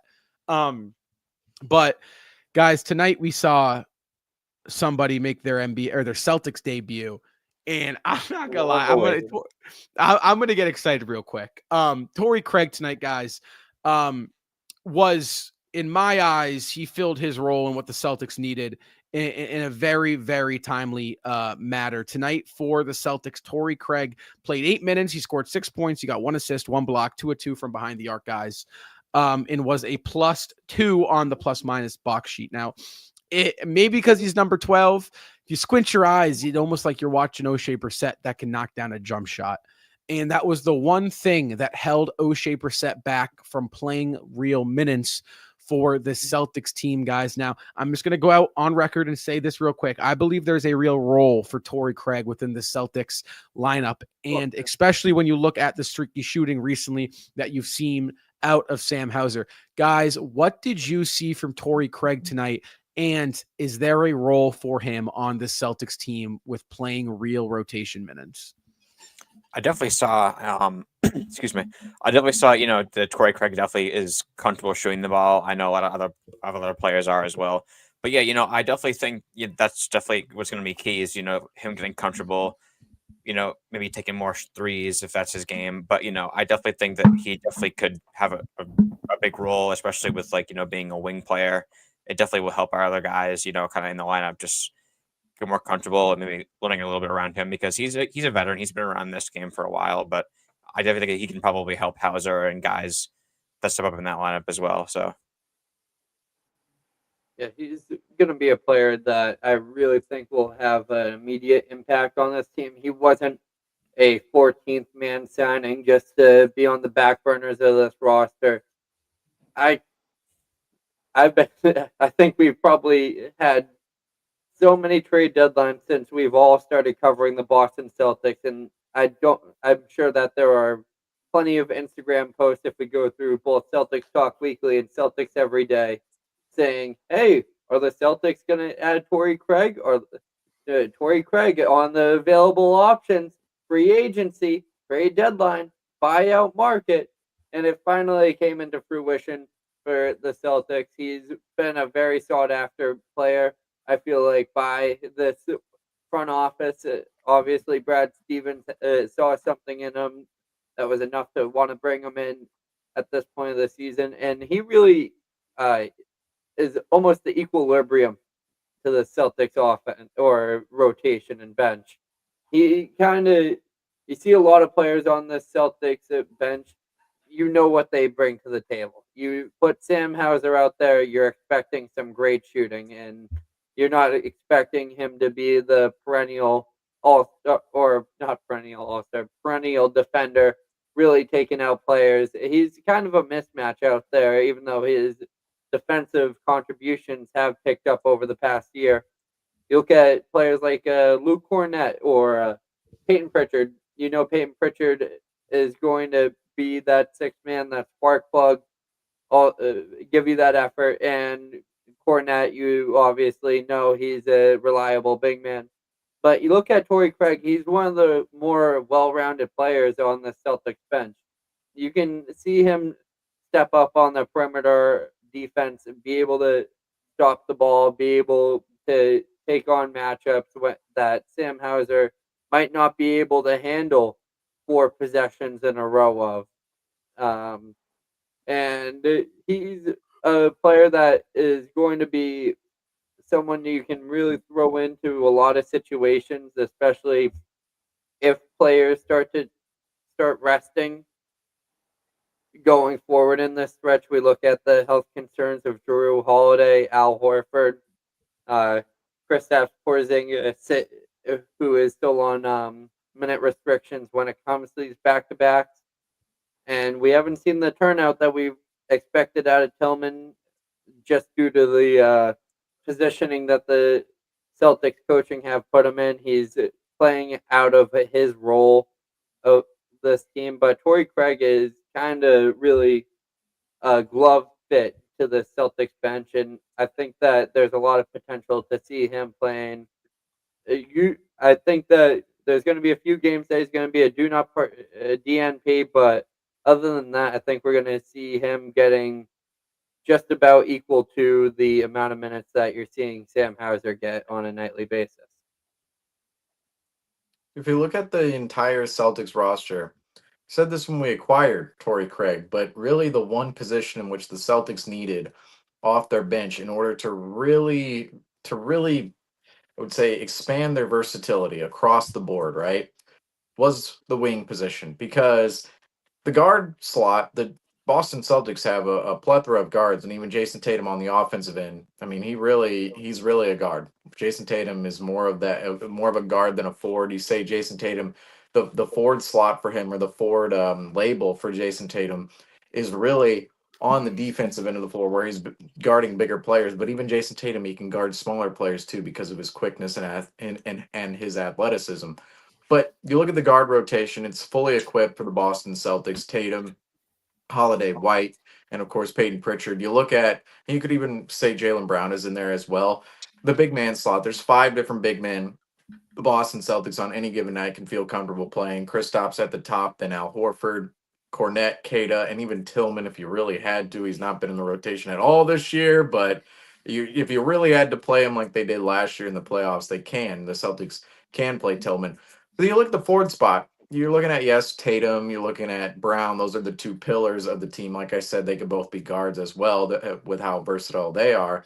But then after that, you're looking at Sam Hauser. You're looking at Jordan Walsh. You're looking at Baylor Shireman. And it's just not well-rounded after Brown and Tatum. It really isn't, because 2 young players in Walsh and Shireman, they're not expected to make an impact. And then Sam Hauser, if he's not hitting his shot, what exactly is he doing out there on the floor? Because defensively, Sam Hauser is not really a guard dog out there whatsoever. And Torrey Craig, I think he brings a lot to that forward slot and brings a lot of versatility to this team, because on the offensive end of the floor, Torrey Craig can shoot a high clip as a 3-point shooter. And Franco, you already mentioned it. He looked like it. It looked like if he felt comfortable out there. Torrey Craig did, shooting the 3 ball tonight. Of course, only shot 2 of them, but really pulled up with confidence both shots. And then defensively, I think I will watch out defensively for Torrey Craig. I think he was a better defender earlier on in his career. Of course, when he was with Denver, when he was with Phoenix/Milwaukee, I think he was a better defender back then. He's now inching towards his mid-30s. Kind of, I think that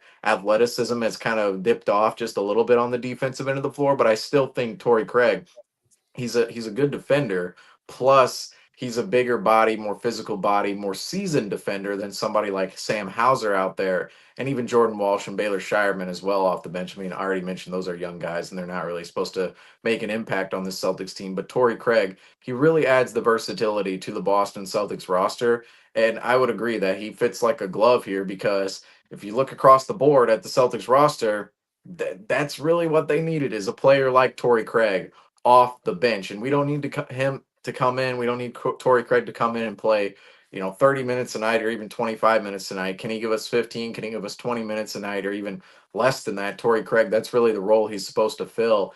And I just think this was a great signing for the Boston Celtics, because it's not a signing that's going to be a gaudy signing in any metric whatsoever, but it's just going to give the Celtics some help and a couple of minutes to be filled there off the bench when guys like Brown, Tatum, whoever else comes out of the lineup from the forward slot. You don't have to solely rely on Sam Hauser. You don't have to hope Jordan Walsh goes out there and makes an impact. You don't have to throw out, a 3-guard lineup with Pritchard and Holiday and White out there. You can actually go and lean on Torrey Craig to go fill some minutes and really play well for the Boston Celtics. So Torrey Craig tonight, thought he played a good game, and I think we're going to see more of this out of him moving forward. But I'll mention this too. I'm glad we actually saw him before the All-Star break. It would have been a little odd to sign him at the trade deadline a week before All-Star break and never see him until after the All-Star break. I think it was great to actually get him out there on the floor tonight.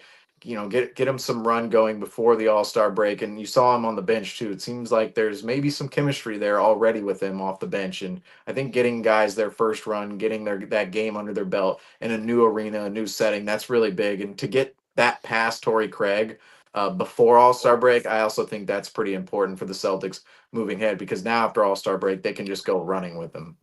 Right. And Joe Mazzulla was asked about, what Torrey Craig brings to the table, and his answer was versatility.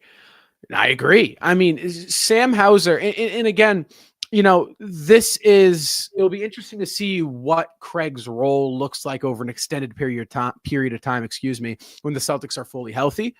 If he's going to get burned, obviously there's so many things that go into a midseason acquisition. You got to think chemistry. You got to think the history. This is a core of 8 that just won an NBA championship. Do you really want to play around with that? But I will say this, as much as I believe Hauser can be a key part to what the Celtics do offensively off the bench, Hauser is not classified as a versatile player in this league. He is a very much so one-dimensional spot-up shooter who has his moments going to the rim. And we saw those moments today, actually. He did a pretty good job at getting inside that three-point line and causing some damage. However, he's not versatile.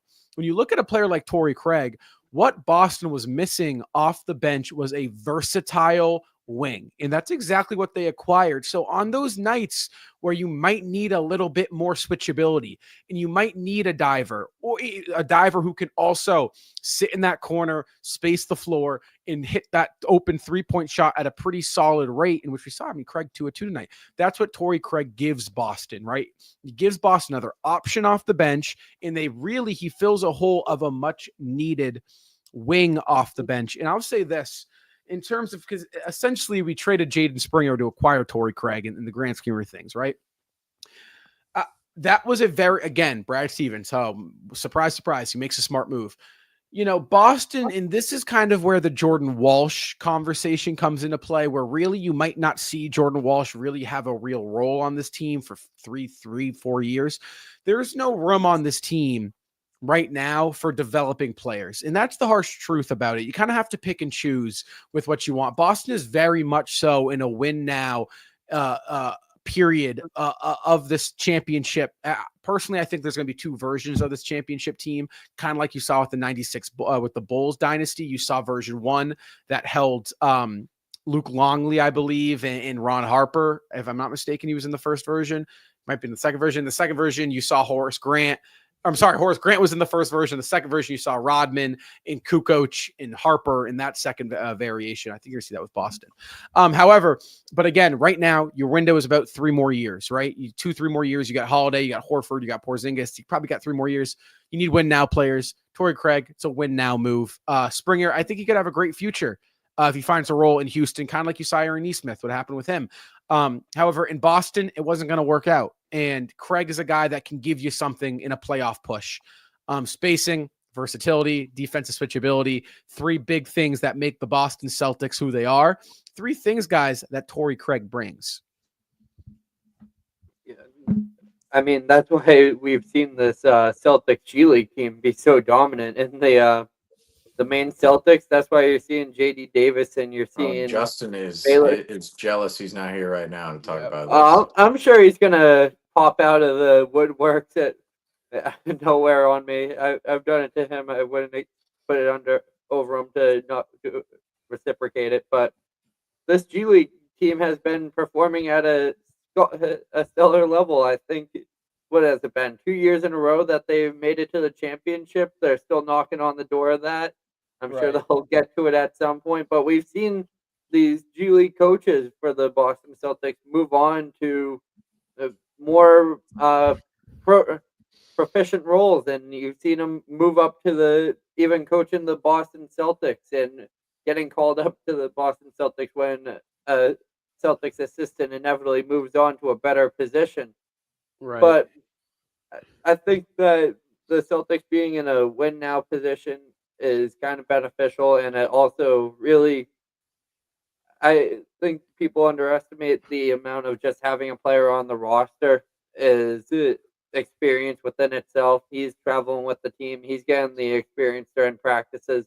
Obviously, not getting as many reps as you would expect them to be getting, especially when we're starting to enter this later stretch of the season. We hopefully will see on these back to backs. We see nights that Jordan Walsh, Baylor Shireman pick Well, up. Shireman got some somewhat- run tonight, and he Yeah. didn't really do much in it, unfortunately.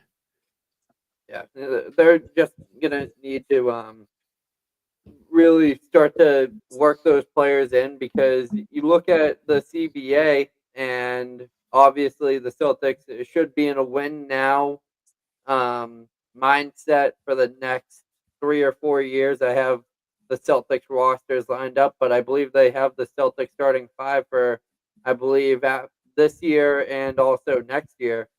So, and I'm not saying that this is or not ideal, but or realistic, but the Celtics should have in mind, obviously not looking past this year, with the way they're built to compete for a three-peat. And I'm not saying that the Celtics are doing that. Let's back to back first before we three-peat. Yeah, Let's say 1,000%. not anywhere 1,000%. close right now. Yeah. That's back to back. 1,000%. I'm just looking at. We win a couple how- games and Franco starts talking crazy. I'm not talking crazy. I'm just I know. looking forward. I'm looking at the roster, how it's built. If they were losing Drew Holiday or Derek White after this offseason, then it would be changing my tune and saying that this is probably the season that the Celtics really need to win it all. But they have that flexibility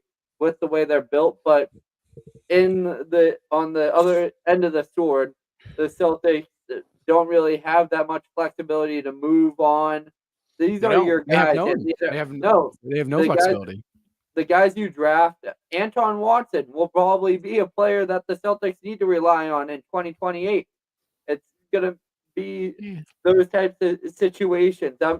I'm just throwing out a name there, but it's just really being able to have these guys be ready for these types of moments. But right.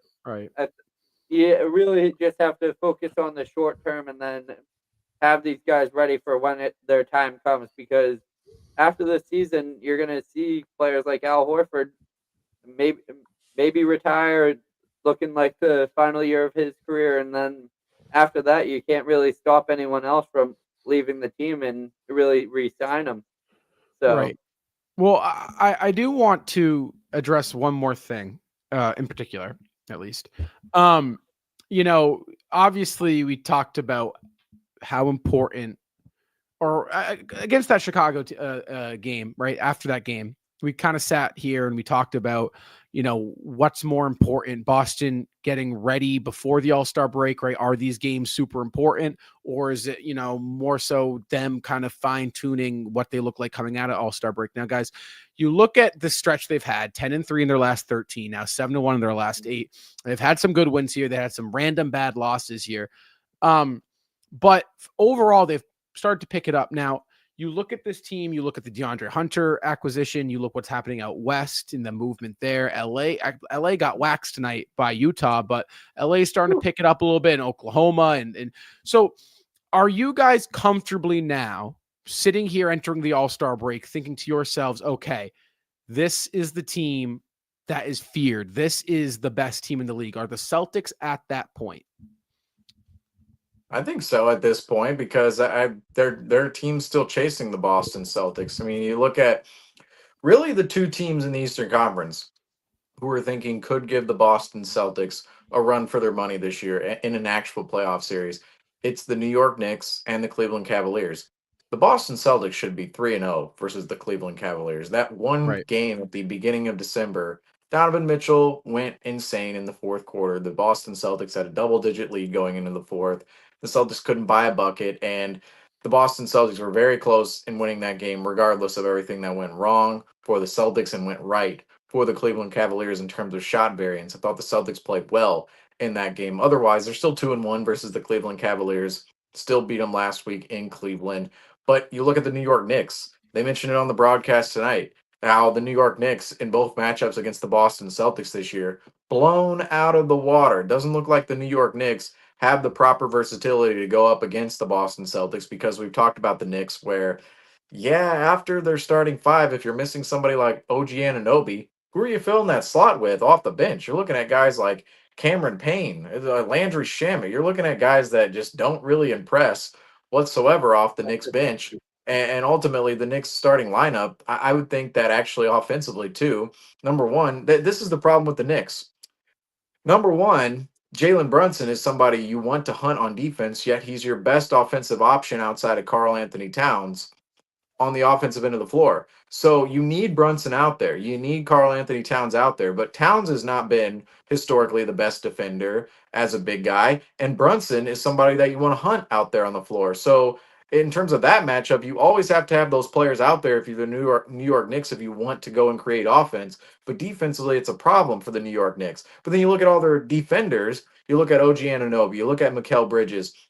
You look at Josh Hart, all those guys who are supposed to be the versatile defenders who can go and guard the Boston Celtics. Well, offensively, these guys are nothing special. Mikal Bridges, I would not say is a player who can really consistently get his own shot. I would say Josh Hart isn't that player either, nor is OG Anunoby. So all three of those players, yes, they're all great defenders and can really get after it defensively, but offensively, they're not really players who can get their own shots. And then after that, you're looking at the starting lineup. So your two offensive options, not great defenders, but then all your great defenders, not good offensive options. And then off the bench, you're not really looking at anybody that the Celtics are fearing, and you're looking at a lot of guys the Celtics can hunt off the New York Knicks bench. That's the same thing with the Cleveland Cavaliers. And I also want to make this point about the Cleveland Cavaliers.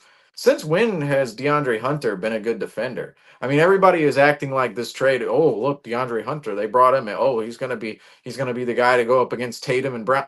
No, DeAndre Hunter has been an offensive player in his career. I do believe that DeAndre Hunter gives the Cleveland Cavaliers more versatility than, say, Karis LeVert and Georges Niang, who was shipped off in that deal to the Atlanta Hawks. But I in that situation with the Cleveland Cavaliers, think there's more versatility from DeAndre Hunter on both ends of the floor just with his size. But I still think that DeAndre Hunter isn't that great of a defender and really not the one guy who's going to go and match up on Brown or Tatum and really make a huge difference within the matchup between the Cavs and the Boston Celtics. I think it gives the Cavs more looks within their lineups, but I still don't think DeAndre Hunter is really that player. Really, I know he has the body type and the size to be that versatile defender, but the reality is he hasn't been with the Atlanta Hawks, and you see with the Atlanta Hawks. They've been a terrible defensive team ever since they drafted DeAndre Hunter. That's not necessarily because of DeAndre Hunter solely, but he hasn't necessarily added to what the Atlanta Hawks have done defensively. I also want to point out with the Atlanta Hawks from the trade deadline. Well, who did they trade away? They traded away DeAndre Hunter and Bogdanovich, who are going to be on bigger deals, and they realized that both of these guys have not been great defenders in the past. Yet who is? It's Reece Sachet and Jalen Johnson with the Atlanta Hawks. There's more upside within those forwards in Atlanta than there is with Bogdanovich and DeAndre Hunter. So that's why I felt like Atlanta was potentially comfortable with moving on with those players just because of the money. And ultimately, they looked at those two guys and went, okay, you guys are purely offense. We have our offensive player here in Trae Young, who we need to mask defensively. We can't have three guys out there on the floor who can't defend.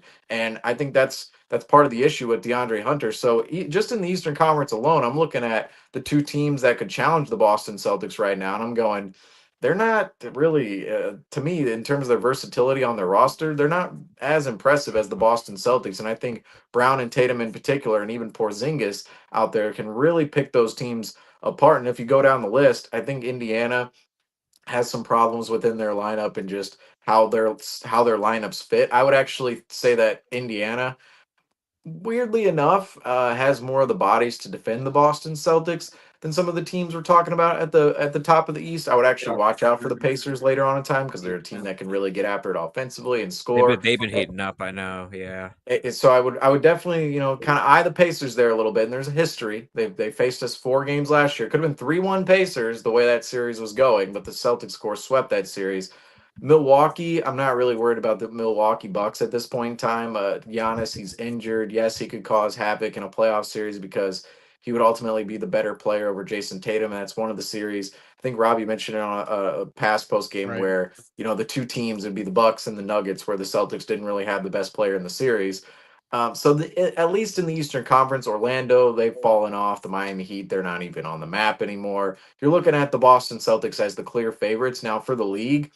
I still think the Oklahoma City Thunder will have to see what they actually look like in the playoffs because they're a team that plays with pace. They play in transition. And I think when the game slows down in the playoffs, you start to kind of realize that there's only one half court option for the Oklahoma City Thunder, and that's Shea Gilgeous-Alexander. I think Jalen Williams is still very young within his role on that team, and how much of a scorer can he be in the half court? Chet Holmgren's still very young. That team is still very, very young. And I would say that does play a factor in the playoffs when you're getting into those slower games. We saw it against the Golden State Warriors in 2022. We were very hyped up, very confident in the Celtics that year, but just the tactical, strategic nature of the Golden State Warriors, their experience and how to defend the Boston Celtics in that 2022 final series made all of the difference. And the Celtics running out of gas as well at the end there.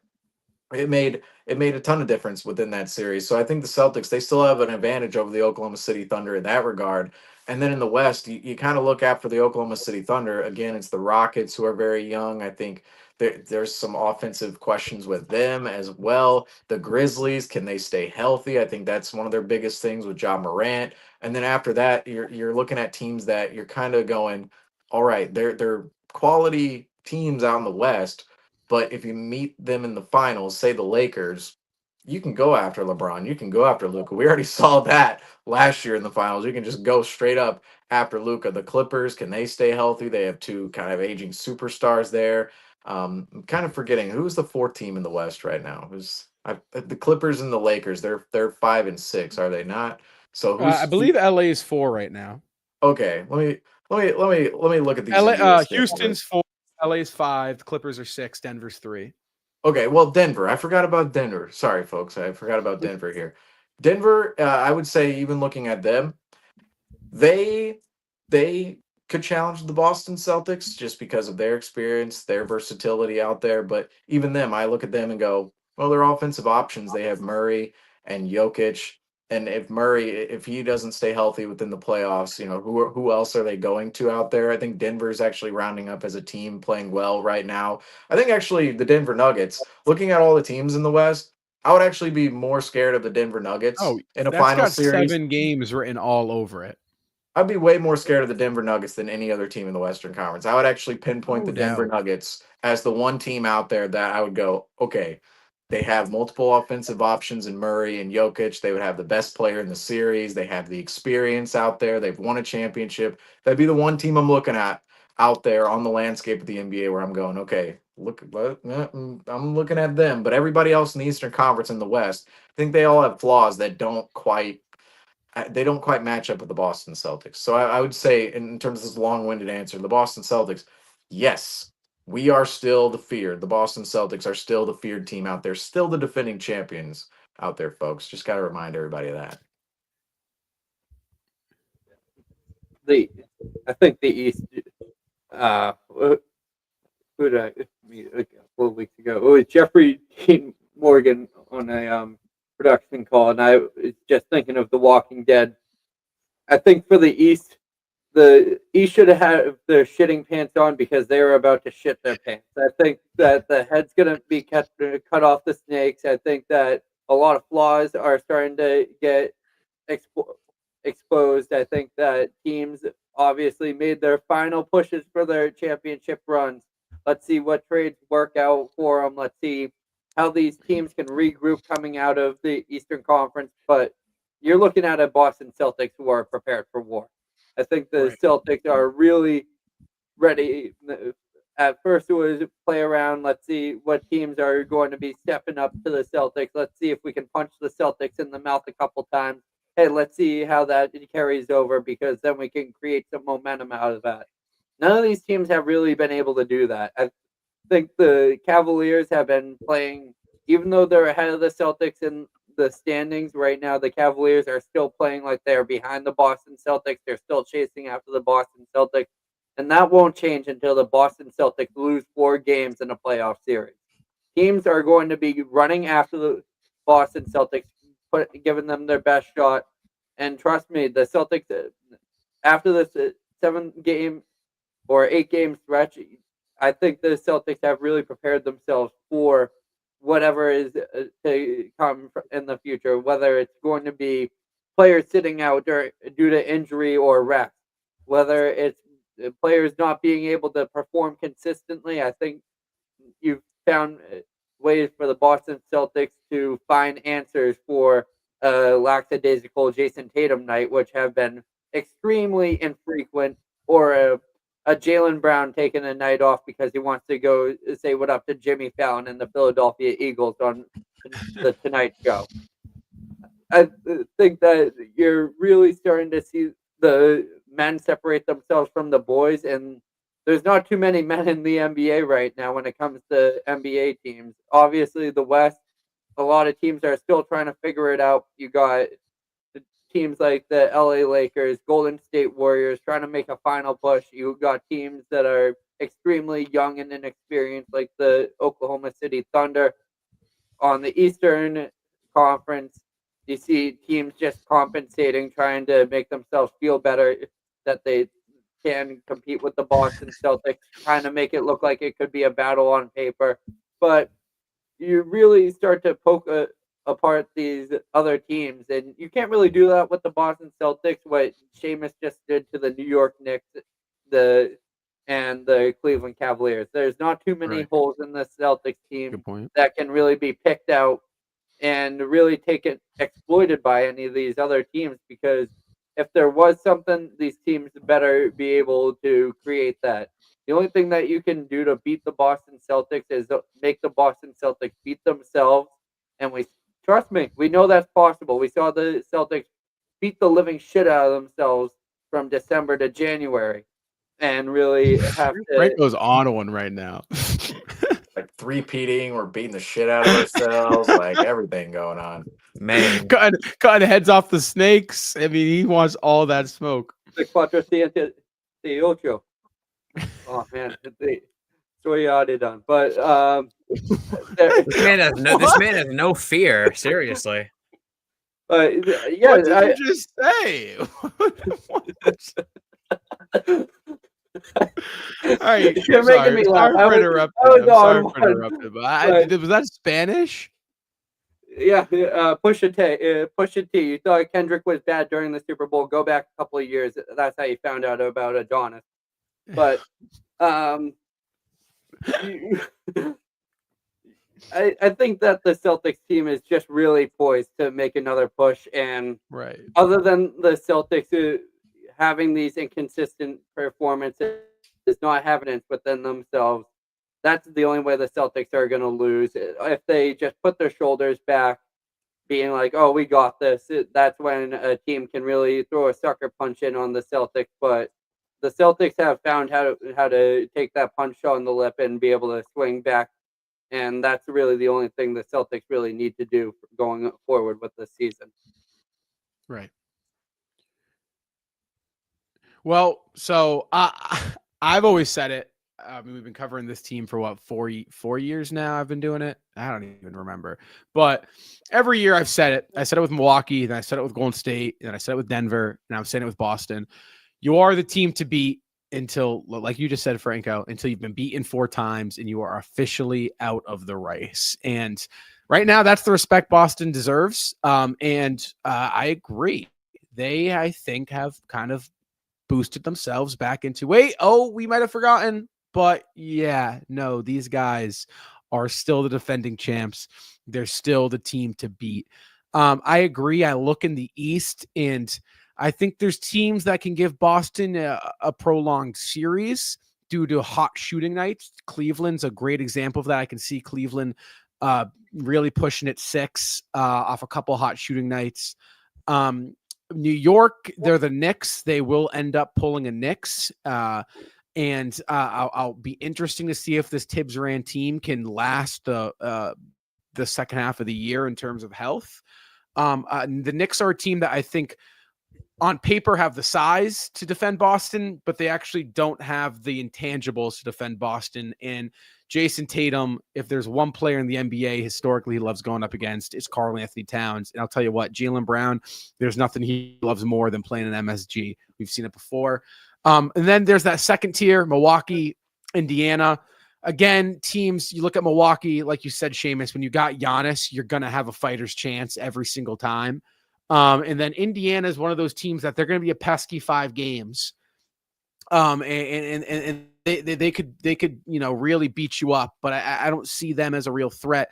So the East will be interesting. Franco, I also agree with you. I think the only way Boston right now, if they keep playing the way they have these past couple games, past 13 games, I think the only way they don't come out of the East is if they beat themselves, which again, it's possible they can do.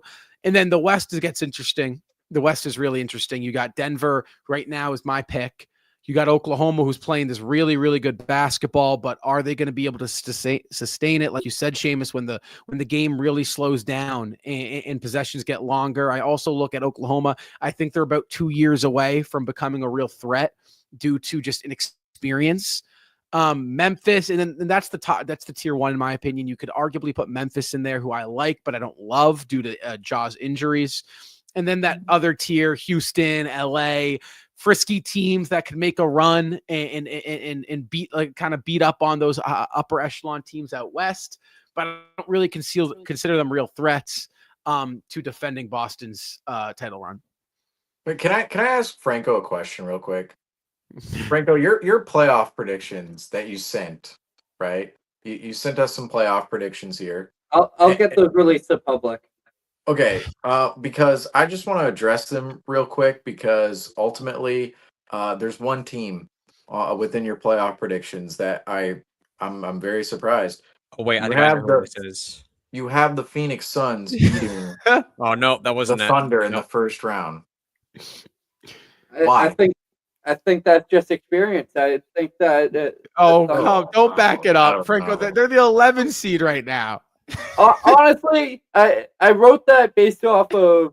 I don't even know if they're gonna make the play. They should be just dead last. Like they're bad. Just put you on blast.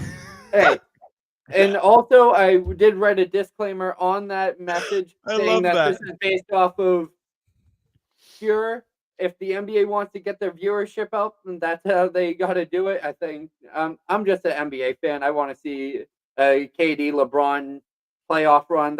I'm just that's the. You're one of those. I'm one of those types of guys. One of the. You also have you said this is. You have the Grizzlies in the Western Conference Finals.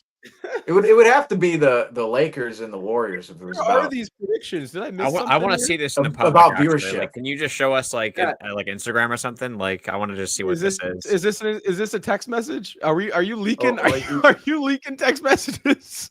Is he sending it right now? Yeah, here. I'll pull it up. I'm gonna put it in notes and pull it up because not the full thing can't fit it. We just saying, there's a group chat now. We got a whole week to cover all of this. Here it is. Until Wednesday, we got. Here's Franco's flip. Oh yeah. He's like, oh yeah, these are mine. Yeah, and I've also made adjustments to them as time goes forward.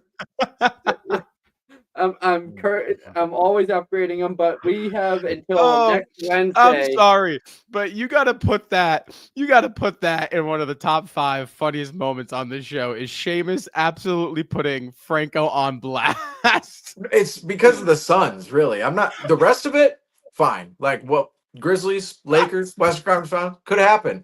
But when I see the Suns winning a playoff series, I'm like, Like I watch the Suns right now, and I'm like, this is literally one of the most atrocious products in the entire NBA. Like Durant, Beal, Booker, Oh like my God, dude. big three, Well, like big it's funny. stink. Like I that's what they should be called. Like I don't really know what they are right now. It's oof. Really funny you said that because Not earlier when letting you were anybody believe in the Suns. I'm not. I've been a believer in the Suns. I had them beating the Timberwolves last year in round one. Straight sweep. I had them 3 seed this year. Not even close. I'm done believing in the Suns. That's what I'm saying. You That's all literally I'm were saying. you were going through the West, and I was like, "Oh, let me look at the standings." And I literally thought to myself, "Oh wow, the Suns are bad. I mean, they're down there at 11." And there was actually a report today that KD is probably going to get. This is a Windy report though, so you never know with Windy. He's usually right. He's probably going to get moved over the summer. So yeah, Franco, I'm not gonna lie. I don't know what I would have done if I were you in that situation to get put on blast like that.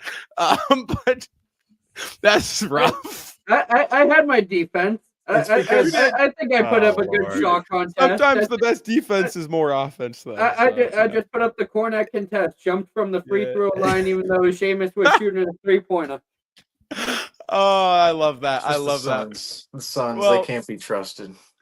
Guys, be the trusted. Celtics tonight, they finished the first half. It's weird. The All-Star break is like 56 games in, or 55 for the Celtics. The first portion of the NBA season with the win on the parquet floor, 116-103 against the San Antonio Spurs, guys. Tonight, Jason Tatum was your player spotlight, 32 points, 14 rebounds, 7 assists presented by SeatGeek, guys. Again, a huge shout out to SeatGeek. The Celtics, they got an 8-day break here, guys, but don't be worried. We're going to be producing content all week long on the YouTube channel. So you know what that means, guys? That means we'll get you covered. we'll get you covered.